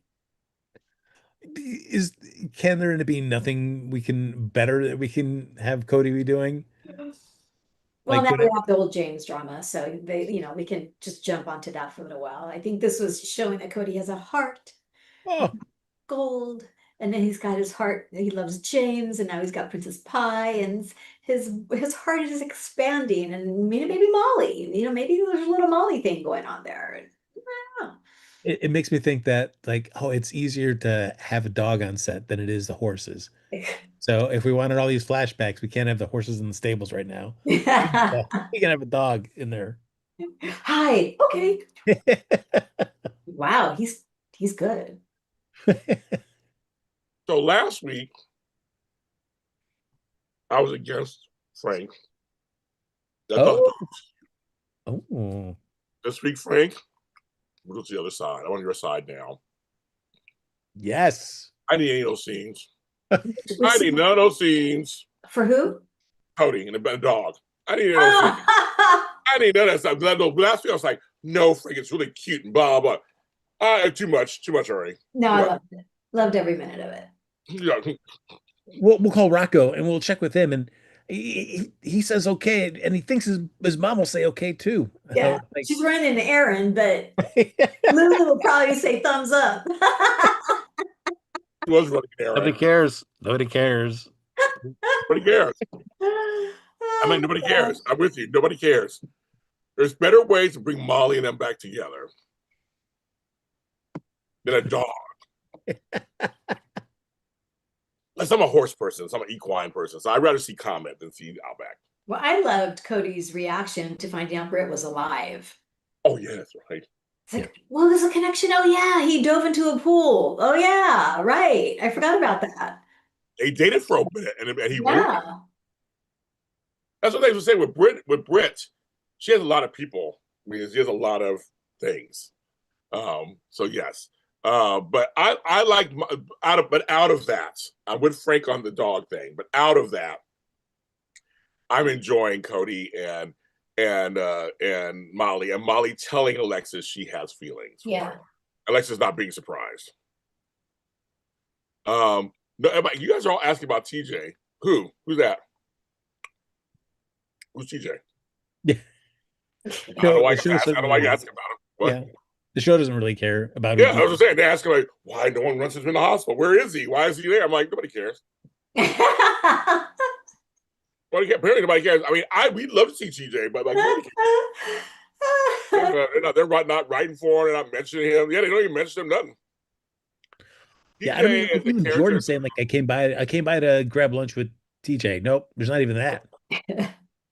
They don't give a shit, you guys. So good luck with that one. They don't care. Yeah, Cody and James are good together. So I'm saying there's other things they could do with Cody, but they want to they've softened him up. So I told him and Tracy, which we haven't seen yet. We haven't seen them together yet, have we? No. I'm waiting for that. I'm waiting for that. Like I said, there's some stuff for him. I don't need a dog to do it. Well, Cody needs some wins because his story that he's always telling himself is, I'm not worthy. Right. I'm not lovable. I'm not good enough to be loved. And what better way to prove that you are good enough than by giving you a dog that will love you unconditionally? Tammy's in. She's in. Scoops her up. He's like rubbing it back. Oh my God. I was just loving it. I was like, oh my God. She was lapping it up. I never need to see Outback on screen again. Like I feel like Outback story is done. Well, that name is just ridiculous. I don't. I'm with you, friend. I'm with you. I'm like, yeah, I don't need it anymore. Outback can still live and exist as just a name only mention at the Quartermain mansion. Why did they bring Outback into the picture at all? And what purpose? I thought they brought him back in for like maybe related to the whole clinic stuff. They didn't go that direction. I thought maybe Outback got out, Dalton grabbed the dog, and it's going to do. I thought they would do a whole thing, but they didn't. What they did is they went with, which is cutesy, Gio and Emma kissing. Get out of my field about that. Well, you saw how Gio was like, "Hi, Lulu," and they hugged. Howdy, guys. Lulu and Gio. I don't care. Scream at me. Say I'm wrong. I don't give a fuck. Just 10 years. Don't worry, Tammy. GH, they will ruin any sort of potential with Emma and Gio. I hope so. I mean, it was inevitable. I could see it coming, but I just didn't want it to happen. Can we just wait? I don't want to see it. I like their friendship. Oh, I thought Outback was one of the test subjects of Professor Dalton. I was thinking at some level 2 that was going to be kind of. So now is Outback going to turn into this robo dog and just attack everybody? And now, see, I like that, Kujo. I'll do it. Listen, what if he's C? He's the one that sent Britt. No, I mean, seriously. So, folks, if you've never read, hi, 91 people watching. If you have never read Kujo the book, the ending is way more graphic and satisfying to me. Kill the kid. Than the movie, which ended like on a fairy tale when they killed the dog. So, just so you know, read the book. I mean, the kid gets ripped to shreds, and it's wonderful. It's beautiful. He gets in the car and just eats them alive. It's great. So it turns out, up in terms of the Kujo, I'm all in. I'm all in. I'm all in. I laughed when Cody told the dog to hide from police, and he did. That was terrible. I'm sorry. It was just. Tammy's all in. She was all in. I was fast forwarding. I was like, I don't need to see all that. But let's talk Gio for a second. All right, that was a scary book to read. It was. That book, and if you ever read, he wrote his Richard Bachman Thinner. Yes, there's a movie, but the book scared the crap out of me. I ate a lot that whole summer I read that book. I was like eating all the time, trying to keep food on me. It was scary. Ooh. That was a scary book. Anyway, I digress. Gio shows up.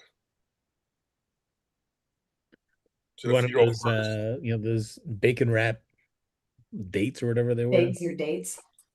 Olivia in the kitchen. Anyway, stick to Gio. That was awful. See, I don't mind. See, I hate it. First of all, they look disgusting. Whatever she had baking looked disgusting. And she's playing with it with the tongs, and then she uses her hands. Like, thank you. Just put them on the plate and get them out of my sight. It's gross.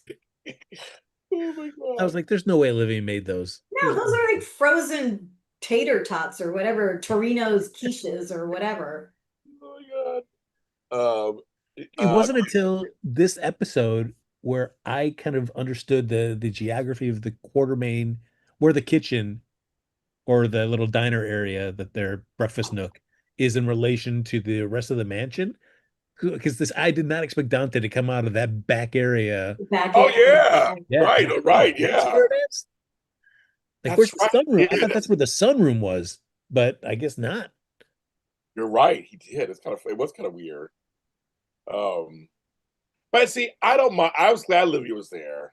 That's her. And when they showed the flashback of Olivia and Monica, that's the whole thing. It's like she's supposed to be a little annoying, but that's kind of the whole. That's just kind of. And I will say, those pigs in blinking or those things, they did look a little burnt. Yeah. Oh, like what are those things in that one plate? Like one thing, and that other plate of stuff looked like dog food. Like when you cut up a dog, when you cut up the real dog. Like I'm like, oh, what's going on with that plate either?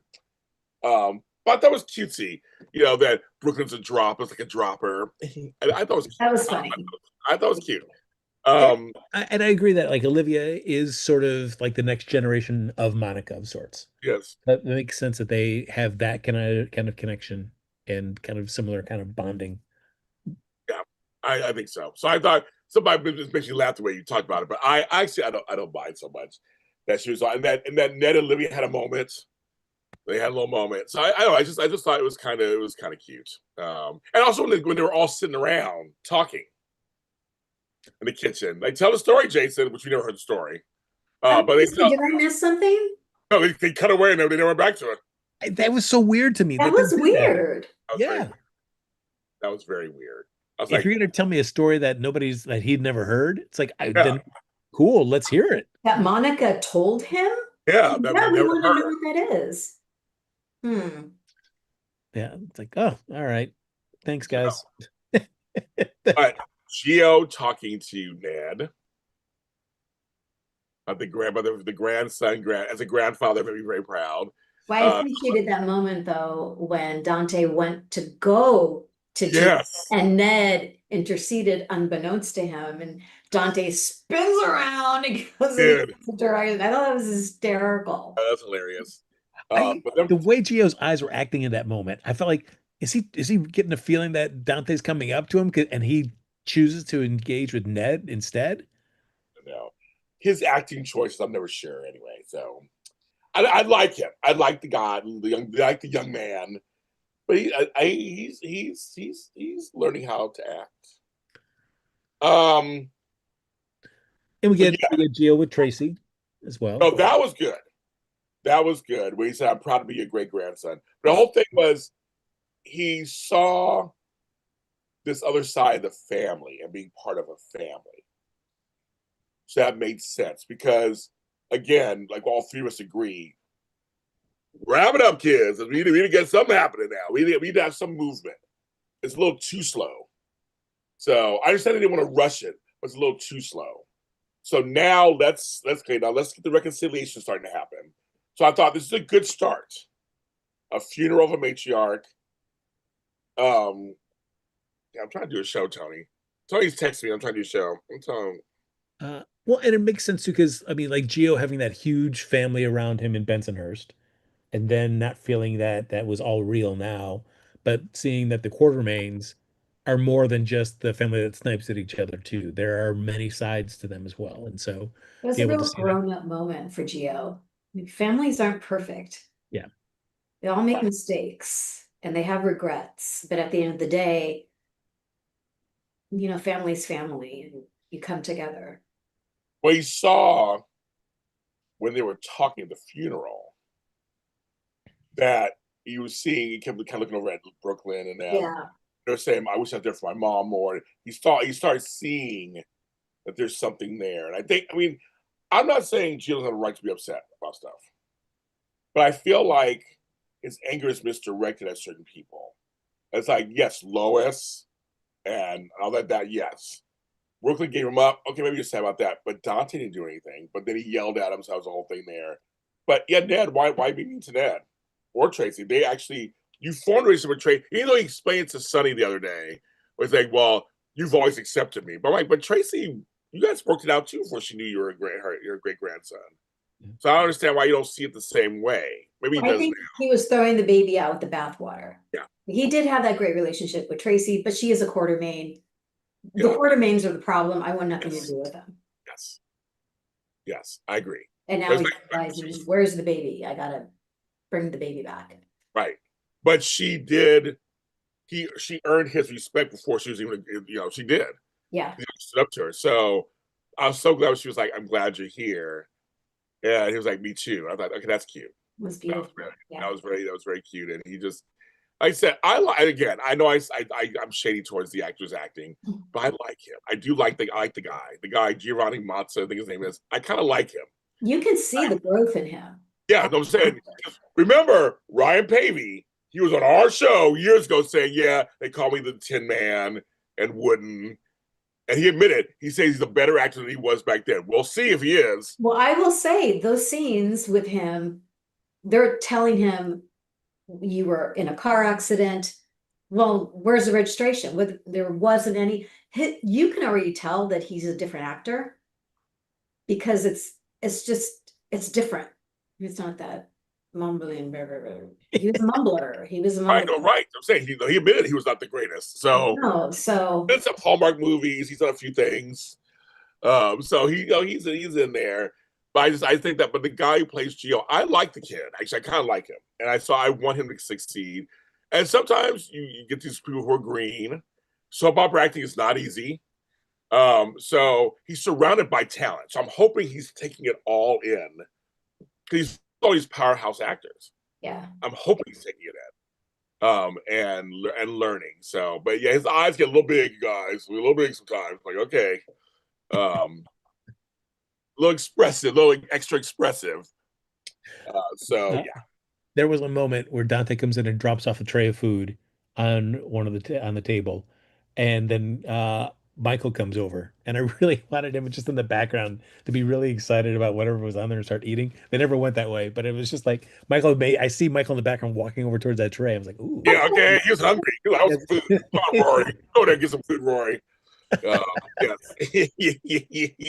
I love watching behind the scenes, like not behind. I was looking at the actors, but who's talking to each other, or whatever. They have that. So yes. Gio's improving tremendously. Yeah, no, he is. I mean, I think I totally, like I said, I like the actor and I want to see him succeed on the show. They're investing in him, so clearly that's just they're investing in him.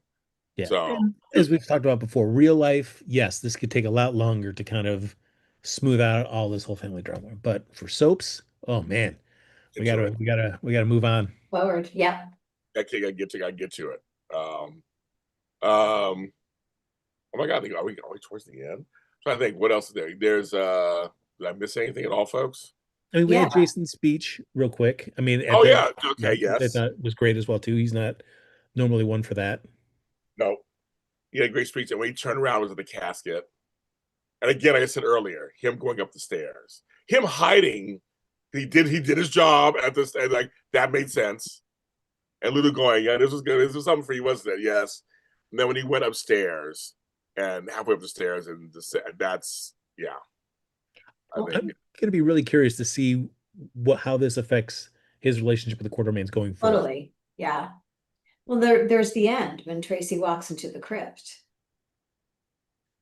Yes. How excited were you for that, James? You must be Tracy Quartermain. I didn't expect any of that. Me neither. Well, I know they showed a preview of her showing up. I know she was going to speak. I thought she was going to turn around and just like look at her.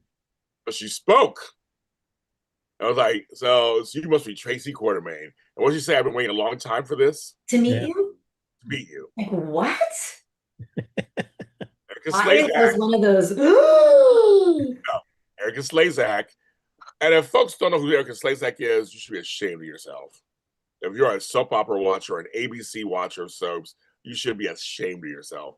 She is 6-time Best Actress, not supporting, not ingenue, 6-time Best Actress Emmy winner.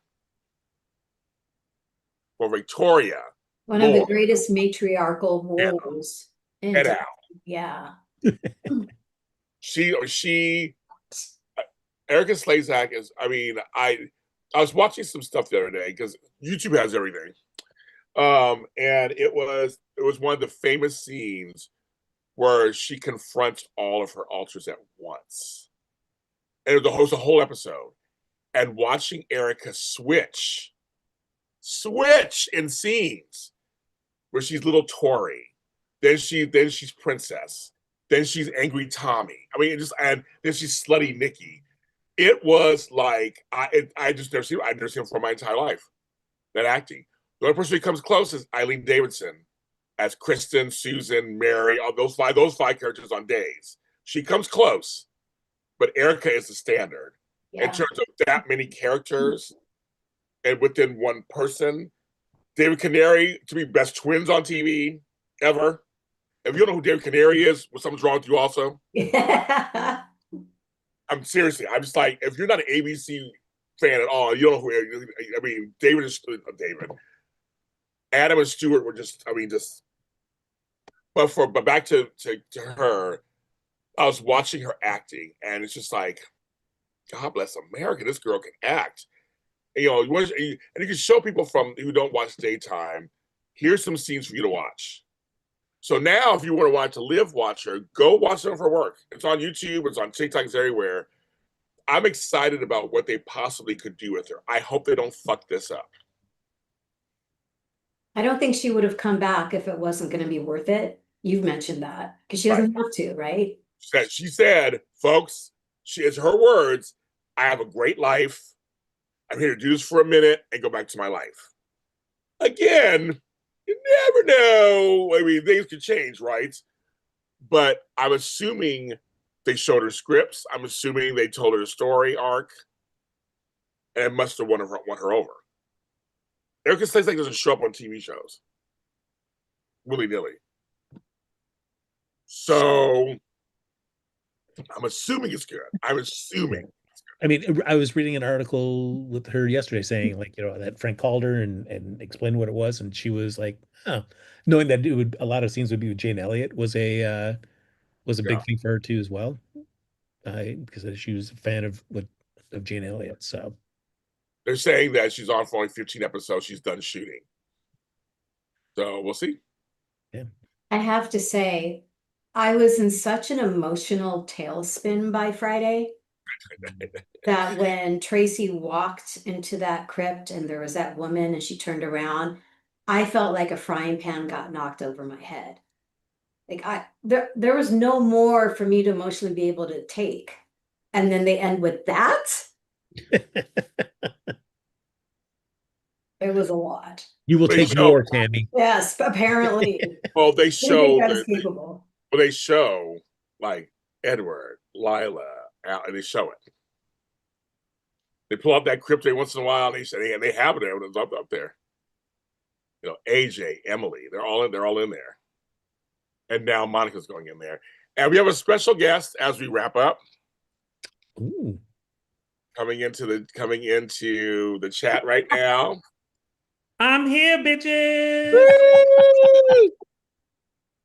I look like a scholar. Like I came here to do a TED Talk. A TED Talk. Do it, Tony. Like, hello, welcome. I'm here for the TED Talk. Hi, Tami Goveia. Hi, Frank Moran. How are y'all? More. Yes. Oh my goodness. Y'all been doing this for 10 years? You were there, Why? Tony Moore, everybody in chat. Yes, it's Tony Moore, everybody. Say hi to him.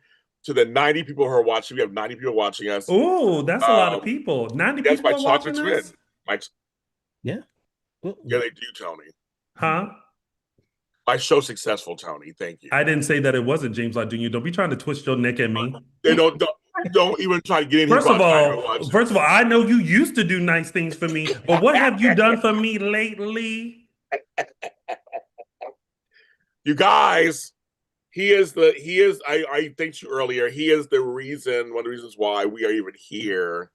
That Tony Moore, who started Dish and Days at AfterBuzz TV. They allowed him to have a show, I guess. A soap show. I mean, you know how they were there, Tony. It's not a dig to you, it's a dig to them. I know. Well, I have to be on guard because we take digs at each other. It's Shady Sunday. Oh yeah, that's true. But this time it was a dig at them. Just how they just they let you have a show because you know how they were to you, Tony, sometimes. And they didn't have a show, and we had a great time on there. So I always say, they told me this guy named Tony Moore started something. It's like called a Days of Our Lives after show. And I'm like, what's an after show? I had no idea what that was. Neither did we. And Tony said, we're three dudes. Your first day. Talking about Three soaps. dudes. Yes. And then we had our first lady, Miss Tami Goveia. Oh my God, you're the first. That's right. You're the first lady of Audition Days. She was the first lady of Audition Days. I mean, besides me and Mark. Title. It was But- besides you and Mark. That's funny. They're all saying hi, Tony. We love Tony. Loving Tony. Hi. Hi, Tony. Well, listen, I just wanted to pop on. I literally just got off work. I was texting James and being like, "Are you still on?" He was like, "Yes." And I was like, "How long?" And he was like, "I'm not sure." And then when I did the James calculation, I was like, "He's probably still talking." So I have plenty of time to hop on before I start Dishing Days to say congratulations on 10 years of recapping General Hospital. I don't watch, but if I do, I know where to tune into to know all things General Hospital. We all know how hard it is to keep up with the show, especially when we detached ourselves from our prior digital network. But we have maintained, you all have maintained captivating your audience on all things that are happening in Port Charles. See, I knew that. So congratulations, and just keep it going. Keep Soap Sundays alive, because you guys are doing an amazing job. I know sometimes I pop in and pretend like I know the storylines, but I don't. Hilarious. They start talking to you. I'm like, he doesn't know what they're. He's just kind of doesn't. He's kind of copying you guys. You don't know. Yeah. Tammy can be like, "Oh, I don't like that person." I'd be like, "I don't like that person." And people are like, "Right?" And I'm like, "Exactly." Improv skills. Hilarious. But congratulations to you too. I mean, you're doing Beyond the Gates interviews now on Lounge with Tony. Dishing Days celebrate 10 years also this year, going towards 11. Oof. That's you guys. I mean, we heard from Mark J. Freeman came in the chat earlier. So you heard from Mark J. He Freeman. did? He did. He came through. Yeah, he did. Oh, Mark J. Freeman. Okay, no wonder y'all are still on. Well, he didn't come on the show. He came in the chat. Oh, in the chat. Oh, Yeah. They go, Tony pops in and trolls us. That's what he says. As one of the girl said. Yep, that's what he does. I do. He does. But seriously, as I say, because you started at AfterBuzz TV, I came in to guest host one day, and then I said, "Do you have a GH show?" They're like, "No, make one." I'm like, okay. I made one. I followed the instructions and made it. So well, you followed some instructions a little too closely. I have two words for you: Super Bowl. I know. Let me tell y'all the story. So James Lott Jr., while we were at AfterBuzz TV, I love telling this story. He used to do 500 shows a week. He would travel in from Inglewood and be there Monday through Friday as if he was clocking in to a job. And one day I was talking to James Lott Jr. and I said, "Listen," I said, "baby, you ain't got to do all them shows. Like, you can lessen your load a little bit." He said, "You know what, Tony Moore, you're right. I'm gonna think about it, and I really need to do that." Now, when I said that, I didn't tell him that one of the shows he needs to lessen was Dishing Days. So on Super Bowl Sunday, James Lott Jr. informed me that he would no longer be on Dishing Days. And I said, "Listen, I'm glad you listened to my advice, but didn't nobody tell you to let go of Dishing Days? That was not one of the options."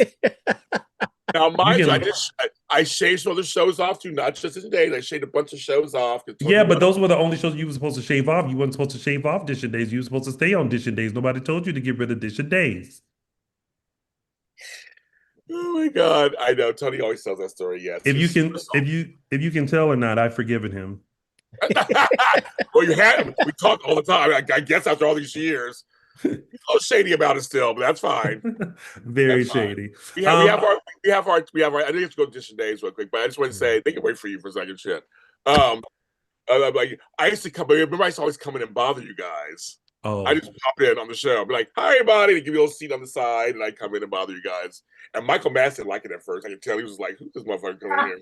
And then he came to grew to love me. But Tony was like, he always kept saying, anybody's welcome. We're all part of the same family. You're welcome to come back. Any former host is always welcome. And I feel the same way about our show. You want to come on, come on. Like we always said that. As So long as they don't oversleep. oh yeah. There was that. Some folks. Tony, you have to be more specific. Tony is hilarious. This is the first time I've seen chocolate, your Tony twin. Duan, you don't watch Dish Days? Okay, you watch Dish Days. His name is Duan. He says it's my first time seeing Tony your chocolate twin. You've never seen him before? I mean, hello. Here he is. Here I am. Here he is. But now I have to go dish some days. But before I go, James Law Jr., Tami Goveia, Frank Moran, you guys, congratulations. You're doing great. You're doing great stuff. Tami has all of her additional interviews too that she's doing. Congratulations on those. Like, you guys are doing great. Keep it up. Do it for 10 more years. Now, you may have, I don't know, James is like 5 billion years old. So at some point, he's going to have to retire from these. But until then. Tony, I will be here. I have to wheel me in. I can wheel me up to the computer. If I can still talk, Tony, I'm going to still talk. I may be 5,000 years old, but I'm going to still do this show. You were 5,000 years old when you started dishing days. So you still talking 10 years later. So you good. Yeah. Did y'all know that he was friends with Jesus? Yeah. James told him to wear the sandals. Did y'all know that? I picked him out. I picked him out. I was like, you did. James, much like Glinda picked out the outfit for Elphaba, James picked out the robe and the sandals for his homeboy Jesus. Jesus is my homeboy. He's my homeboy. He is. He is. See, little known tidbits about my good friend and chocolate twin, Mr. James Law Jr. Oh my gosh! I just saw the picture of you on the red carpet with the red jacket. Yes. Or Should I purple. tell that story really quick? No more stories. We're done. Thank you so much, everybody. Congratulations on 10 years. Tony Moore, everybody. All right. Continue reporting on things. Port. Oh my gosh! Wait. Speaking of Port Charles, you know who I met, work with. He plays the sheriff on General Hospital. Oh wow! Black. No, he's a white guy. I don't know how. In to check out Monica when she passed. Oh yeah, he came and check out Monica. Yeah. Oh, yeah.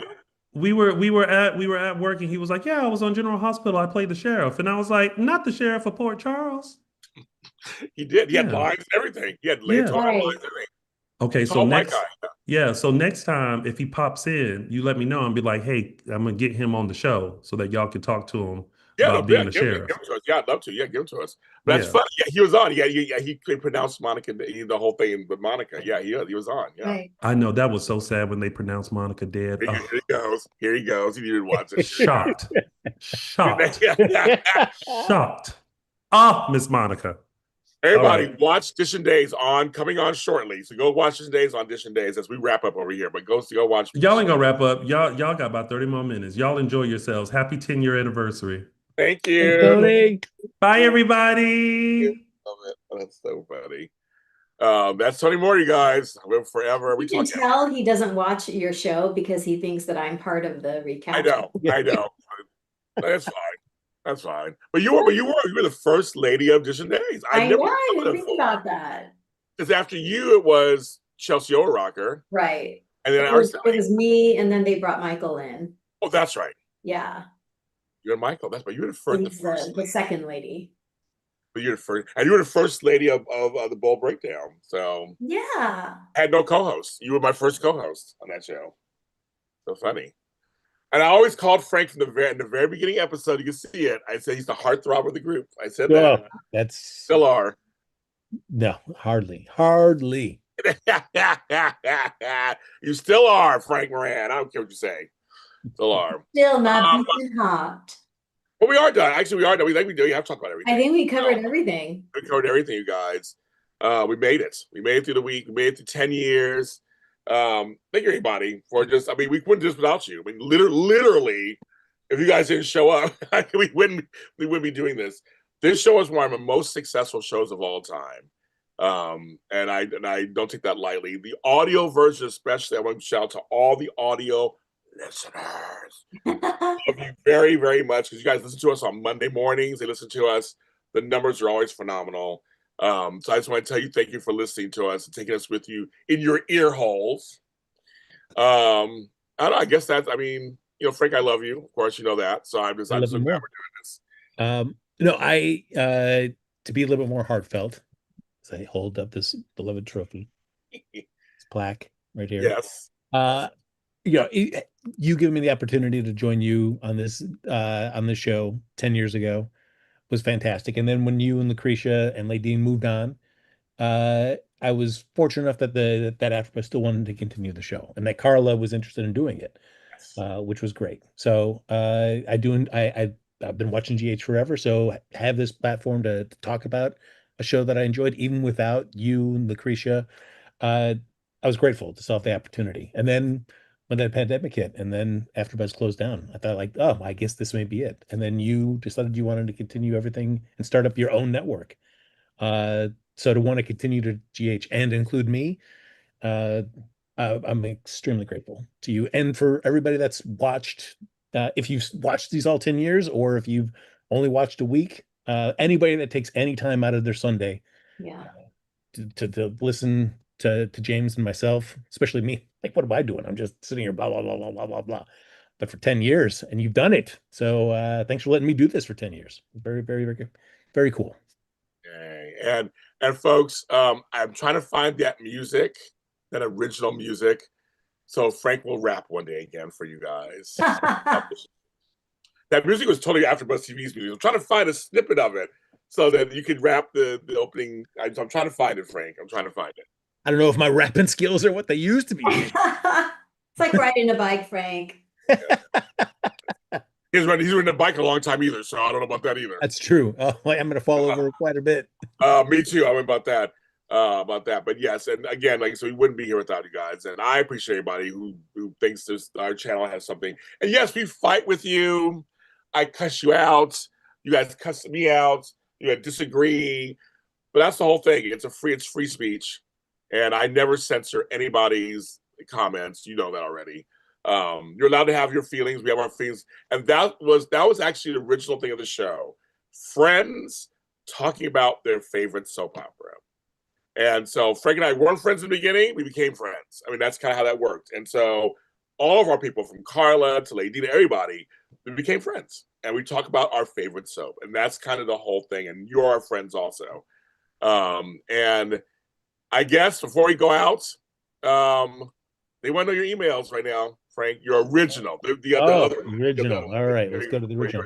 I would say like with anything in this world, it's GH or life. It's like, it doesn't matter if you don't have to agree on everything, but if you're at least open to understanding where the other person's coming from. I agree. Take the time to just see where they're coming from, and maybe you guys can come to some kind of middle ground. But here we go. 384,085. There we go, everybody. Tammy, check it out. I'm on it. Yeah, check it out. Yes, they're saying that GH will be preempted a few days because of the MLB playoffs. Shout out to Flo and his Mets. They won yesterday, and he's so excited. My week will either be good or bad due to his feelings. Have that pink cotton candy at the ready, James. Yeah, Lord. I know, but it's like when he's like, "Are you warm?" He goes, "James, it could be a sad week, it could be a happy week," and I'm scared. I need to be held. So Tammy, I'm going to call me this week. So you have to be the big spoon this week, James. Tammy, will me be a big spoon or Tammy? No, for Flobo, you'll have to be the big spoon this week. I'll be a big spoon. I have to take care of it. if it's bad. Yes. It's bad. Thank you for the 10th. Thank you for the 10th anniversary. Looking forward to seeing you every Sunday, sharing our feelings about the real REEL and real REAL JH family. And Candace in the chat. Candace Mack, the biggest cheerleader of soaps of all time. Shout out to you too. We met you because of AfterBuzz TV. Same thing. I Yeah. met you. And again, Beyond the Gates will be back next week. Y&R, Bold. Thank you to Tami Goveia. Also, I gave her presents the other day, just for 7 years, and her believing in my channel also. I'm just a guy from Inglewood, so I'm happy to be out here. Thank you, Nathan. Tammy's joining us today. Tammy, what do you have coming up? What's going on with you? We've got a interview with Tamara Clutterbuck that's going to be dropping in the next week or so. She was originally on Y&R, and so fans apparently from previous show are super excited about hearing from her because it's been a minute. And then yesterday I debuted a new podcast, and James was my very first guest. It's called LA Off the Record. And it was a good time. It was the first time he'd been in studio with me, and it was good. It's good to be back in studio again. Yes. How did you And book him? folks, check her out, her channel, Tami Goveia. So go ahead and check that out. That's a tough get, Tammy. I don't know. How did you? I know me. How did I know. I've slept my way through the ranks and to the top rank. I think if it's me, you said right to the middle. If it's me, thank you. Oh yeah, go to Digital Days, folks. Thank you. Hi, Jason. Hi, you guys. Candace says, stay tuned to official GH social media if it'll be preempted or not. So I wonder if that means, will it be on Hulu though? So it's preempted on TV, or they're not going to do episodes at all. That's a quick. I've been watching on Hulu a lot more recently, so I'm kind of curious how that's going to play out, folks. But yeah, Jason, watch us later. We had a good time. Watch you just got in, but you can watch us later. Everyone, please, if you're in the path of tropical storm, tropical storm Imelda on the East Coast, it's coming in. So please, I wish you all safety. Whether it's tropical storm or a hurricane, doesn't matter. Lots of high winds, lots of heavy rain. So please, please, please, please be careful out there. We're thinking of you guys. And we'll be back next week. It'll be October, folks. October. That's crazy. Bye.